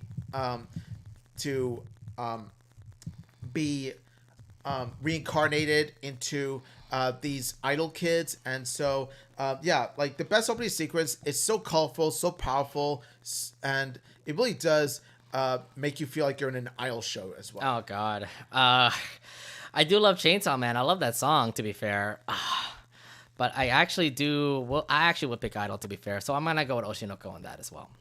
All right, so time for the best score. So it's the best music all around the show. We have Attack on Titan, the final chapter, Bocchi the Rock, Chainsaw Man, Demon Slayer, Oshinoko, and Suzume. For your best score, who's your choice? Suzume. Wow, that's a pretty something too. I don't see a lot of Oshinoko, thankfully. Yeah, no, like I said before, this is a fair list, not a biased one. And so with Suzume, I feel like the score is so beautiful, especially with at times that they play like the soft piano in the Suzume movie, and also the fact of how the score pretty much further empowers the dramatic feel of Suzume. Like it really does empower the raw emotion of the movie. I think I have to go with the same thing as well. I do love the movie because of pretty much everything when it comes to music and everything. So I got to go with Suzume as well. So there you go. All right. Next up, let's talk about the best anime song. Oh, there's a lot of good ones here, to be fair. Yeah. You have Idol from Oshinoko. You have Kickback from Chainsaw Man. You have Seiyun Complex from Bocchi the Rock. You have Suzume from Suzume. Where Our Blue Is from Jujutsu Kaisen. And Work from Hell's Paradise. Who are you picking on this one? Kick back. Wow, not Idol this time. Why? Can you explain why? Well, because I want to be fair to I want to be fair to multiple anime shows that I love, first and foremost. Second off, Kick Back is such a kick-ass song. It's one of those shows, it's one of those songs in which it's a very good song to listen to on its own. Like, you could just headbang the hell out of that song. But also the fact of how the song gives off this, raunchy, raw sort of a way of saying, yes, this is an opening to Chainsaw Man, and it's going to be violent and it's going to be gory. It definitely is violent and gory, and it actually does have like that, throw right, miracle song, throw right, a beautiful star. It definitely is a great anime song, but gotta put all my biases aside. Actually, no, to be fair, I'm gonna put some side on one anime show that actually should be deserved on this particular category, and that's Bocchi the Rock. I actually do love the opening for Seiyun Complex. I think that's a great song. So I picked Bocchi the Rock. It was tough for me to choose. Like, that's the thing with most of these is just the fact of how I love Oshinoko, I love Bocchi the Rock, I love Chainsaw Man. So it was really hard for me to choose between the three. No, I understand. Right. Next up is the must protect at all costs character. Now, there are a lot of good characters in this category. So let's list them down here. You have Anya Forger from Spy Family, Hitori Goto for Bocchi as Bocchi the Rock, Boji from Ranking of Kings, which, by the way, I really do like him too.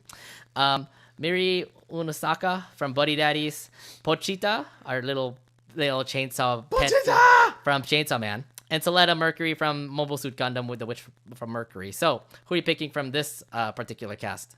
Now, you might be thinking, oh, you got to pick this one pink girl. She's really cute. She is cute as well, but I'm going with the other pink character. What? Goto.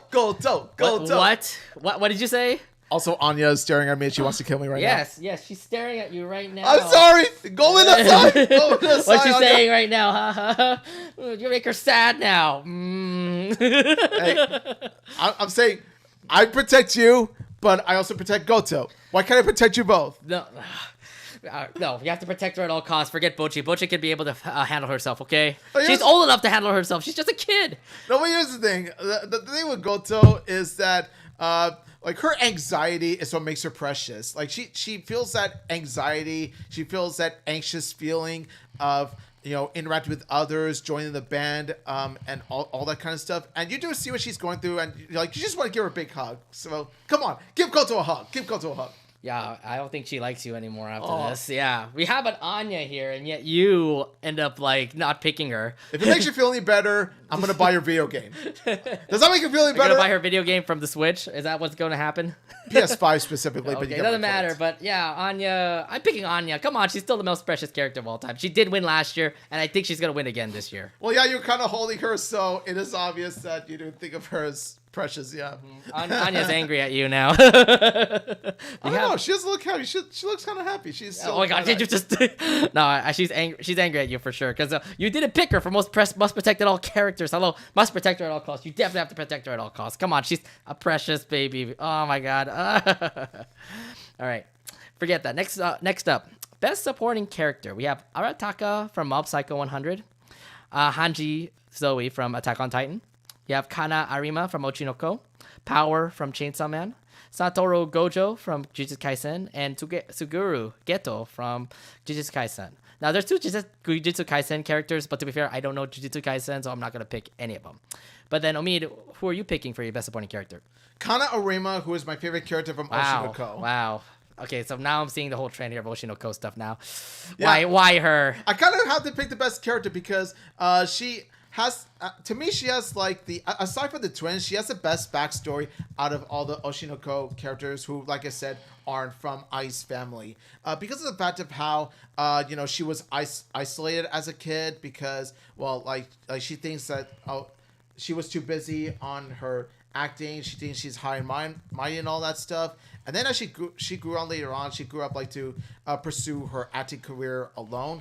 And then it's not until she meets Aqua in that she learns to form friendships and she learns to open up herself. And that's really like about Kana Arima. And also the fact that she has that sarcastic tsundere dry wit to her. Oh man, when it comes to best supporting character, I'm actually gonna go out of like all the most favorite ones and actually go for one that's absolutely very underrated. Okay, if you don't know Mob Psycho, please watch Mob Psycho. It's turned out to be an amazing series, so I have to pick up Arataka because he's such a great supporter to Mob. I'm like, oh my god, yes, he could be like a little cocky here and there, but I do think he's a great character to help Mob out, and Arataka definitely is up there when it comes to best supporting character. So I'm picking a character out of the blue and I'm picking Arataka. Cool. Give him some love. Give Mob Psycho some love, please. Oh my god. Okay, now let's go to best main character. We've got Bocchi from Bocchi the Rock, Denji, Chainsaw Man, Eren Yeager from Attack on Titan, Mob from Mob Psycho, Monkey D. Luffy from One Piece, and Thorfinn from Vinland Saga. All right, who are you picking on this one? Denji. Okay. I already explained why I like Denji, but it's very worth repeating. Like I said, he's a breath of fresh air when it comes to shonen protagonists. I do like how his backstory. I do like his motivations for doing what he's doing. He's not just doing it like to save other people and all this stuff. No, he's doing it for his own ambitions, his own needs, and he's doing it for the boobies. Oh god. Yes, he's a little pervert too. That's a tough one here. I would say Bocchi to be fair. But I have a feeling Monkey D. Luffy is probably going to win because a lot of people are into One Piece. Well, yeah, so, obviously, like you got a popular animes for over years, so of course. So it's tough to pick because like I do love Mob as well because Mob Psycho is definitely an amazing show. But it's either one of those three. It's either Bocchi, Luffy, or Mob. I mean, I'm pretty sure the favorite was going to be Luffy, but I'm gonna pick Bocchi because I think she definitely needs all the love. So. And I think she's relatable to everybody. Bocchi the Rock, please. Bocchi got to pick on that one. So, yeah, I pick Bocchi. All right, next up, we have the best slice of life anime. Now, we have six animes in this one. You have Bocchi the Rock, Do It Yourself, Horimiya, The Missing Pieces, Insomniacs After School, My Love Stories with Yamada-kun is at level 999, and Skip and Loafer. I think there's only one anime that actually peels out from all of us, and I think it's Bocchi the Rock, right? Yeah, I'm picking Bocchi the Rock like hands down. Yeah, I think that's easily relatable. I think Bocchi the Rock wins. Why was it your favorite slice of life? Why is my favorite slice of life? Bocchi the Rock is you do feel for Goto and in some ways you can even relate to Goto because she has this anxiety. She's shy and she's anxious to meet people, and it's like we've all been there. We've all been there where we want to come out of our shells, but then our anxiety and our shyness kind of stops us from doing it. But then like Goto does a good job at trying to push herself. In order to not only make friends in the Kesoku band, but also even like help contribute to the band and also the business that they're in as well. And so that's what I like about Bocchi the Rock. How it shows his slices life as a rock star who seems like this hermit crab at first, but then she grows past that as the series ends. I do say Bocchi the Rock just because out of all those slice of life animes, that's the only one I noticed, to be fair. So I'm only going to go slide on Bocchi the Rock. Plus, like, it's all relatable. It kind of reminds me of K-On!, but I feel like it's a little bit better than K-On! It's significantly better than K-On! Significantly. You haven't watched K-On!, so you can't judge. I have seen K-On! Remember back in high The school? whole thing? I watched K-On! I watched some of K-On! I'm Not just the whole like, thing. I'm just saying because I watched everything from K-On! All right, next up, best drama. Now, six animes in this category: Attack on Titan final season, final chapters part 1, special 1, Heavenly Delusion, My Happy Marriage, Oshinoko, To Your Eternity, and Vinland Saga season 2. Omid, who are you picking on best drama? Oshinoko. Why? Why again? Why? I already explained it to you. Okay. All right. So for me in this case, I was actually kind of questioning like who should win this one. So Oshinoko for you. I'm really questioning about who to pick up this one because I love Attack on Titan. It definitely was an amazing show. My Happy Marriage also does work in this as well because it was pretty dramatic, unlike how feudal Japan was when it comes to wives. I'm like, what the hell? But this is tough.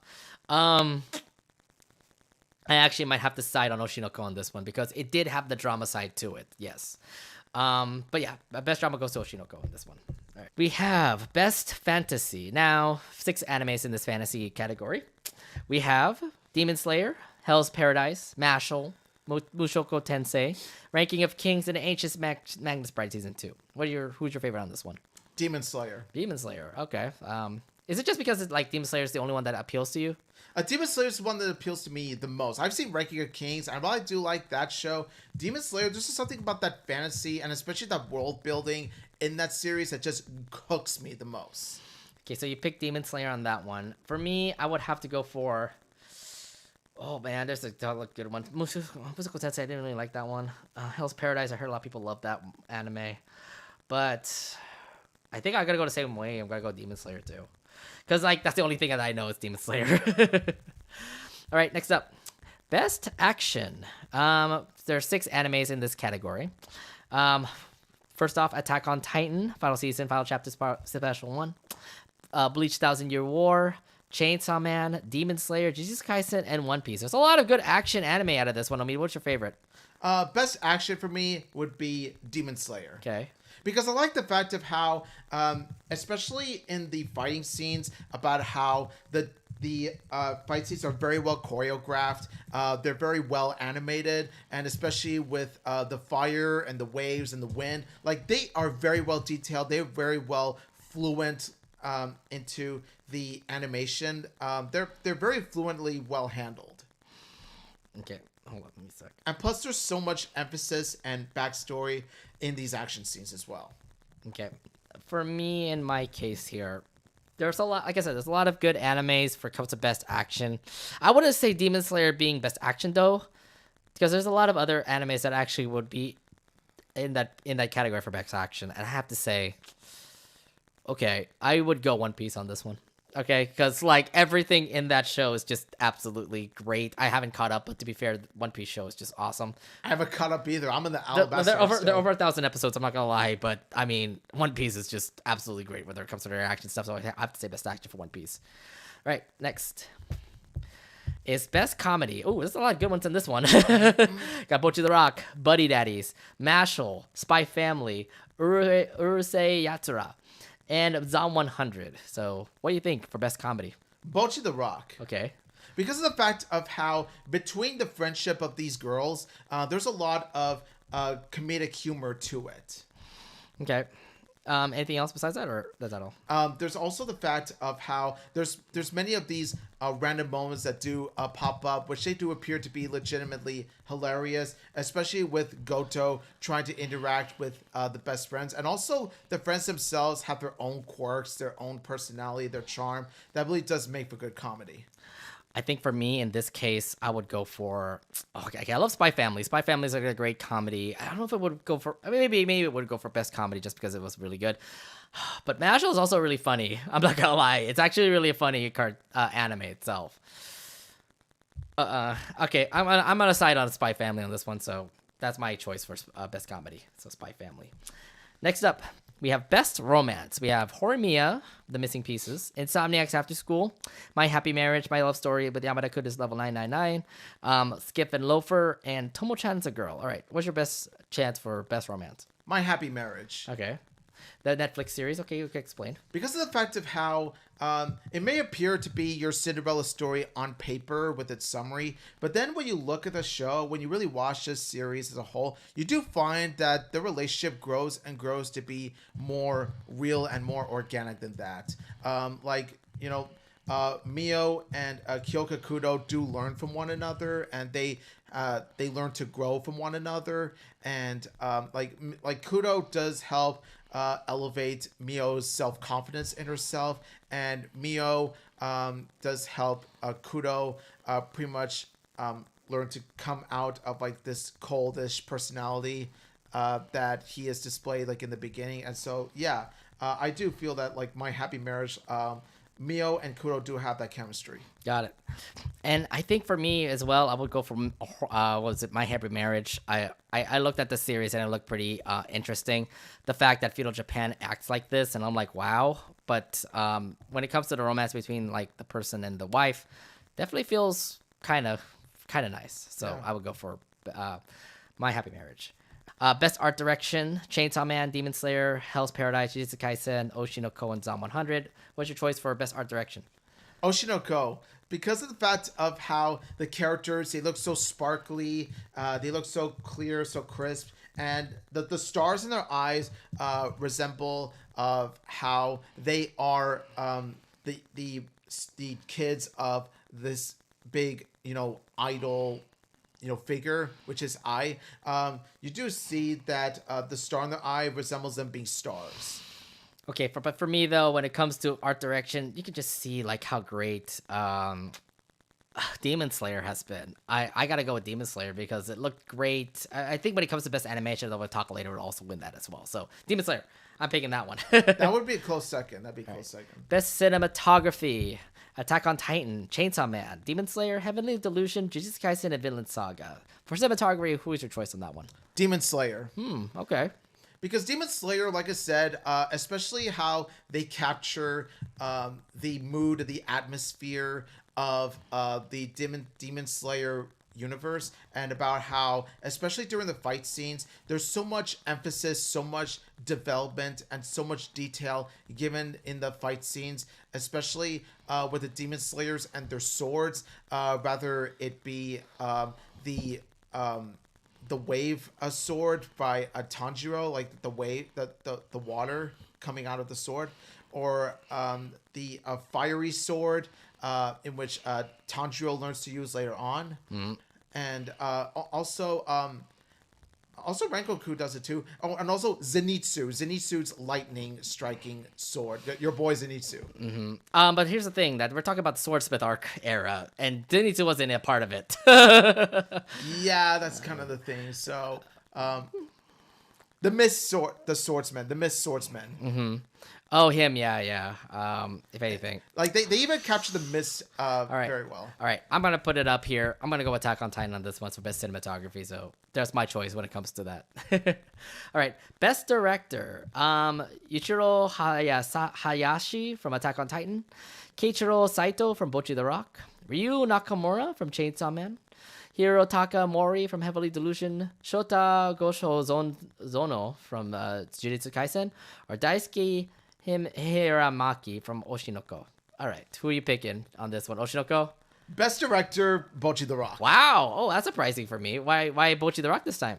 Best director, because I feel like the director, how the director really does, capture and directs Bocchi the Rock. What he does is that he does this unbelievable task of turning a panel manga like that looks to be your typical 4-panel manga with his short stories, and he manages to make that into something really special in this full-fledged series of Bocchi the Rock. Oh man, this is again another tough one to pick up. But when it comes to best director, I feel like I'm gonna go the same way. I'm actually gonna pick Attack on Titan 2. Uh-oh, here comes the CaliCon blog. Gonna cancel me now. CaliCon blog's gonna have a word with you. All right. Now when it comes to best character design, we've got Chainsaw Man, Demon Slayer, Hell's Paradise, Jujutsu Kaisen, Oshinoko, and Trigun Stampede. Who's your choice for best character design? Oshinoko. Okay. Because I already mentioned to you earlier about how the character designs, each and every character stands out as being very vibrant, very colorful. They have their own, like when you look at their hair colors, they do feel very vibrant. And like I said before, it all comes down to the details of Aqua and Ruby's eyes, and about how, like I said before, you have this one star eye that resembles them being the not only them being the kids of this idol, their idol mother eye, but also that they have the potential to be stars themselves. When it comes to best character design, I think there's one actually anime that actually points out to become like really good when it comes to character design, and I have to say, Trigun Stampede. I mean, you've never seen Vash Stampede like this, and he looks pretty sick. And same with the other characters in Trigun. So it's a different style that Trigun has done for Stampede, and it's a great series itself as well. So I gotta go with Trigun Stampede for that one. As me, I'm going for Ai Hoshino's kids. Yeah, so you want Ruby, you want Ruby and Aqua on that one. Okay. All right, now let's go to best animation. Now, we've talked about this a lot. Animation has been quite flawless when it comes to some animes here and there. But these six shows ended up actually becoming part of the best animation category. So let's bring it out here. Attack on Titan, Chainsaw Man, Demon Slayer, Jujutsu Kaisen, Mob Psycho 103, and Trigun Stampede. Who are you picking on this one? Best animation, Demon Slayer. Oh, wow. Okay. I already went into detail about this, but like I said before, the animation of the characters looks very well done. I would argue this is Ufotable's best animation to date. Yeah, Ufotable has always been really good when it comes to all of their animated shows, and they never really miss a dot when it comes to Demon Slayer. So I'm picking that as well. Yeah. So yeah, definitely looking forward for that one. All right, next up, we're running to the final. We're going to the final categories, by the way, for the Anime Awards. So let's go ahead and get to it here. Best Original Anime. We have 6 categories in this one: Akiba Maid War, Birdie Wing, Golf Story Season 2, Buddy Daddies, Do It Yourself, Mobile Suit Gundam, The Witch from Mercury, and The Marginal Service. All right, who are you picking on this one? Buddy Daddies. I haven't seen any of the best original anime nominees, but Buddy Daddies to me looks like an alternate Spy X Family when you look at it. Kind of looks like I haven't seen it, to be fair, but I haven't seen any of Buddy Daddies, but from what I've seen in the poster, it definitely looks to be something to be inspired by Spy X Family. Like you see the two adults and you see this one kid that they adopt. Oh, so it's like they're girl, raising a kid. Oh, that's cute. That little girl gives Anya vibes. Oh, that's cute. Okay, so it kind of feels like Spy Family. Interesting. For me, I would have to say Birdie Wing. The season 1 actually is not bad. Okay, so it actually looks really flawless when it comes to waifu golf. Okay. Oh, God. I think that's why you like it. No, it's golf for one thing, and waifus. So I have to pick any one of those two. So Birdie Wing, no doubt, I think would take it for me. For original anime. All right, let's go to best film. Now, there's some very good ones here for best film. Although to be fair, I haven't seen what's that one movie? The Boy and the Heron. Why is that not in here? How is The Boy and the Heron not here? I don't understand. I don't know. Tell it to Crunchyroll. Crunchyroll's being stupid again. I said before, Crunchyroll has had their suspicions when it comes to their freaking awards, so this is one of them. Sorry, Yuri on Ice is supposed to win at best anime? No. That should have gone to Mob Psycho. That should have not happened. I should have not happened. Should have gone to Mob Psycho. Anyway, best film. Black Clover, Blue Giant, Kaguya-sama Love is War, Psychopath Providence, Suzume, and The First Slam Dunk.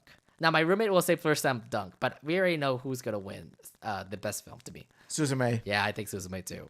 It's just absolutely great. Suzume is just like amazing. It's again one of Makoto Shinkai's best work. And yeah, I just really like the story and the point when it comes to Suzume. And also, it made us cry over a chair. Yeah, over a chair. You said this before, right? When we talked about it. No other movie can manage to do that. We're down to the final 3. Best new series: Bocchi the Rock, Chainsaw Man, Heavenly Delusion, Hell's Paradise, Oshinoko, or Zom 100. Oshinoko. Oh no, my God. Okay, here comes the Oshinoko train. Here comes the ongoing train for Omi, just starting to pick Oshinoko animes. Okay. Why best new series? Like out of the rest of them, the rest of them have their appeal when it comes to a new series. But Oshinoko, like each of them do have their appeal, but I feel like Oshinoko sticks with me the most because it delves with, acting life. It delves with, what it's like to be a star and what it's like to be in the entertainment industry, about how it really can, deteriorate your well-being. Okay, but when it comes to all of these 6 animes, I mean, Bocchi the Rock undoubtedly like stood me out. I was like, this is great. Chainsaw Man, I mean, everybody was hyping the fuck out of Chainsaw Man because it was just absolutely awesome. Oshinoko was just out of the blue. Like, everybody didn't know about this series. Now everybody's now into it because it's idols and it is a great drama. But I gotta give Zom 100 some love. I mean, it blew out of the water last summer, and I was absolutely intrigued with this whole series. Like, from the first episode onward, it's like a great comedy. It's fun, zombies here and there, having a guy literally just go out of work and try to survive, which he does. It's not like really much of a survival thing. It's more of like, hey, this is like a slice of life thing now. But yes, I'm gonna go pick Zom 100 for best new series. Zom 100, I will definitely say, is one of the more intriguing zombie apocalypse stories because of how it subverts your expectations about how usually with zombie apocalypse stories, it's usually about a group of characters trying to survive a zombie apocalypse. Whereas here, it's actually a character making the most out of the zombie apocalypse. Yeah, exactly. So that makes it quite interesting. All right. Now we have 2 more animes to bring up, 2 more nominees to bring up before we close the show up here. So let's talk about these last 2. Best Continuing Series: Attack on Titan, Demon Slayer, Jujutsu Kaisen, One Piece, Spy Family, or Vinland Saga. What are you picking from this 6? I wish I could say One Piece, but I haven't seen enough of One Piece to pick it. But by the way, I'm still in the Alabasta arc. I still have a long way to go, but I love One Piece, don't get me wrong. But I'm going to say Demon Slayer. Okay. Demon Slayer really does a superb job in showing each arc, building up Tanjiro's character development and building up Tanjiro's relationships and friendships with his sister, his friends, and his masters, and all that stuff. And each and every character in Tanjiro's life, and especially including Zenitsu, Inosuke, and Rengoku, they have their own share of backstory, character development, and their moment to shine as well. Especially with Rengoku in the Mugen Train arc, and Zenitsu with the Entertainment District arc. Yeah, I mean, Demon Slayer is going to continue on with a brand new arc coming up this year. So there's that. But look at Spy Family coming up. You have a movie that we have to watch eventually that will come out soon. Crunchyroll, give us some news about the new Spy Family movie. I do plan for us to watch it. Code White looks to be promising. It came out in Japan in December, which is, again, an amazing anime series already. Yes. So I cannot wait for the next Spy Family. If they're on a boat and they're having fun on a boat, and then like you see Yor just continuing to be her assassin self, and I'm like, oh god, I love it. So I'm gonna go Spy Family. I do think it's a great continuing series, so I'm gonna pick that one for there. Cool. Now it's time for the moment of the the best award for the Crunchyroll Awards, the Anime of the Year. Now, it's weird how we call Anime of the Year, considering that there's some categories, or there's some animes that were from 2022, not 2023. What are your feelings about actually having those animes a part of this? Do your research. That's for 2022, not 2023. Well, to be fair, they should have. Where's Freeran? They're not even nominated for any of these categories. Okay, so. Well, that's a huge snub there, man. Did you watch Freeran yet, or? I haven't yet, but yeah, I have heard that it's really the hype, but I didn't get nominated. Yeah, it's a really good series, so check out Freeran when you can. And it should have been nominated for Anime of the Year this year, if you can. God damn it, guys. Okay, we'll wait till 2025 next year or anything. God dang it, Crunchyroll Anime Awards. All right, let's go to the Anime of the Year nominees. Bocchi the Rock, Chainsaw Man, Demon Slayer, Jujutsu Kaisen, Oshinoko, and Vinland Saga. All right. Out of all these 6, Omid, what was your Anime of the Year? Oshinoko. Wow. Okay, so I'm assuming, because like out of 50, I think 50 or more percent was Oshinoko picks, by the way, because I've been recording everything that you said. It's mostly Oshinoko. Yeah, and it's all for reasons like that. Like I said before, it really does hit me personally about how it takes place in a Japanese entertainment industry. It relates to acting, idol dancing, and it relates to like all kinds of entertainment art, performative art, and just by the fact of there's even a dark side to becoming a entertainer or performer, rather it be getting death threats from social media because you did the one thing that got you canceled or something like that, or there's even murder in which a rabid fan stabs you because for something stupid like, oh, they didn't notice you or anything like that, or even just by the fact of how isolated you were because you were so focused on your acting, your passion, all this stuff. Like those really do come in full circle and are really displayed in this series. So there's that deep commentary when it comes to the entertainment industry. Okay, I know that Oshinoko, I mean, a lot of fans are definitely going to pick it just because it's an idol, and plus anybody was actually watching Oshinoko and actually giving the hype out of it. I don't think it's going to win, to be fair. There's a lot of other, like, animes that were great. Chainsaw Man, for example. Like, that's an amazing anime series. Everybody loved Chainsaw Man. But I got to give it up to Bocchi the Rock.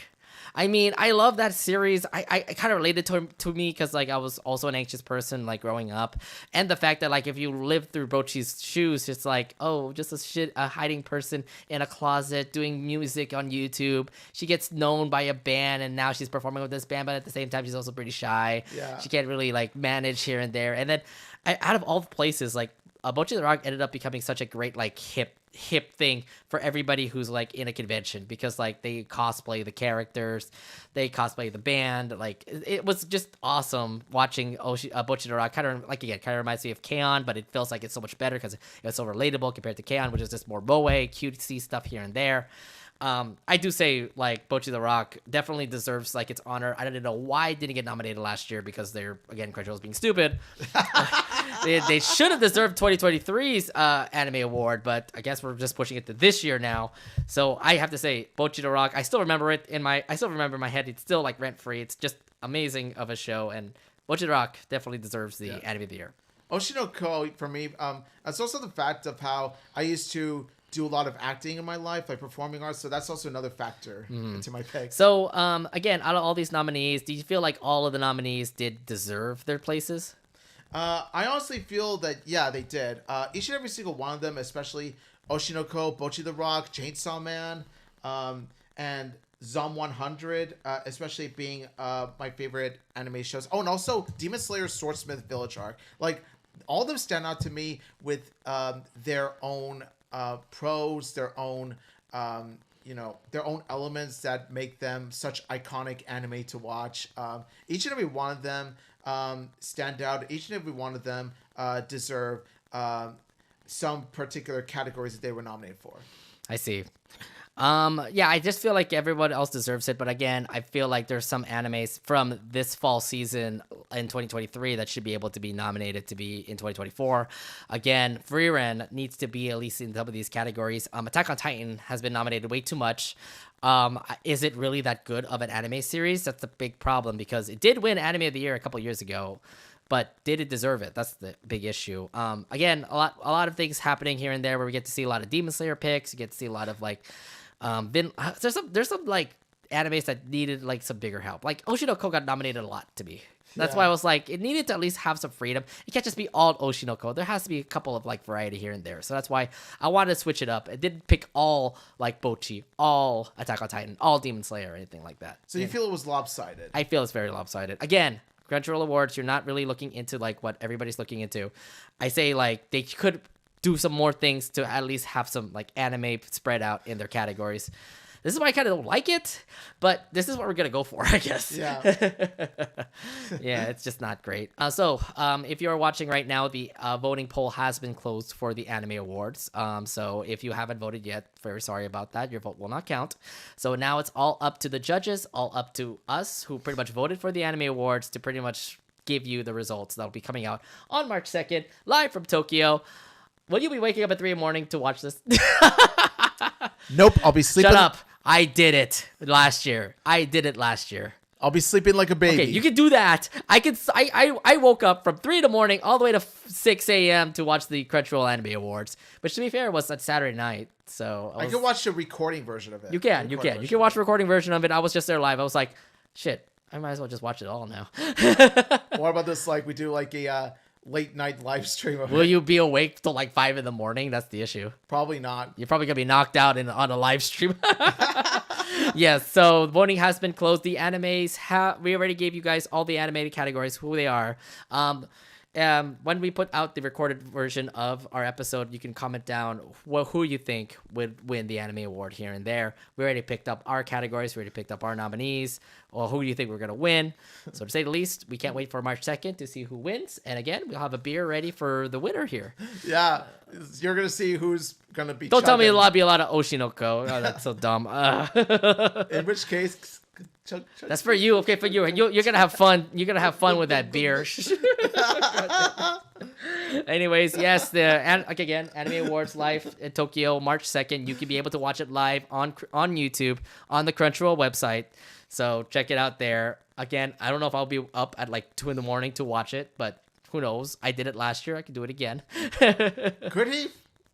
Well, I mean, we'll have to find out. I mean, then again, do you want to see like all your favorite YouTubers on there? You know, do you have the same willpower as you did last year? Yeah. You can see Saikuno there. You can see, what was it? A lot of other people there. Yeah, but I don't know. We'll see how it goes. Anyways, that's pretty much it for us here for our Anination podcast. We did go a little bit over the 2-hour limit, but that's okay. We did like to talk about the Anime Awards before we got over with. For those who are watching on YouTube, thank you very much for watching us here. Make sure you follow us on YouTube by subscribing to the channel and also hitting the bell button so you'll be notified when we'll be coming on next. And also follow us on our social media sites so you can be able to get updates on what we have or what animation news comes around on our social media sites. Yeah, we're talking about, Instagram, Threads, Mastodon. You can follow us in all of those. Yep. And until then, thank you very much for checking out the stream. We'll see you guys on the next one. Bye. Have a nice day. Thank you all so much. See you guys next week.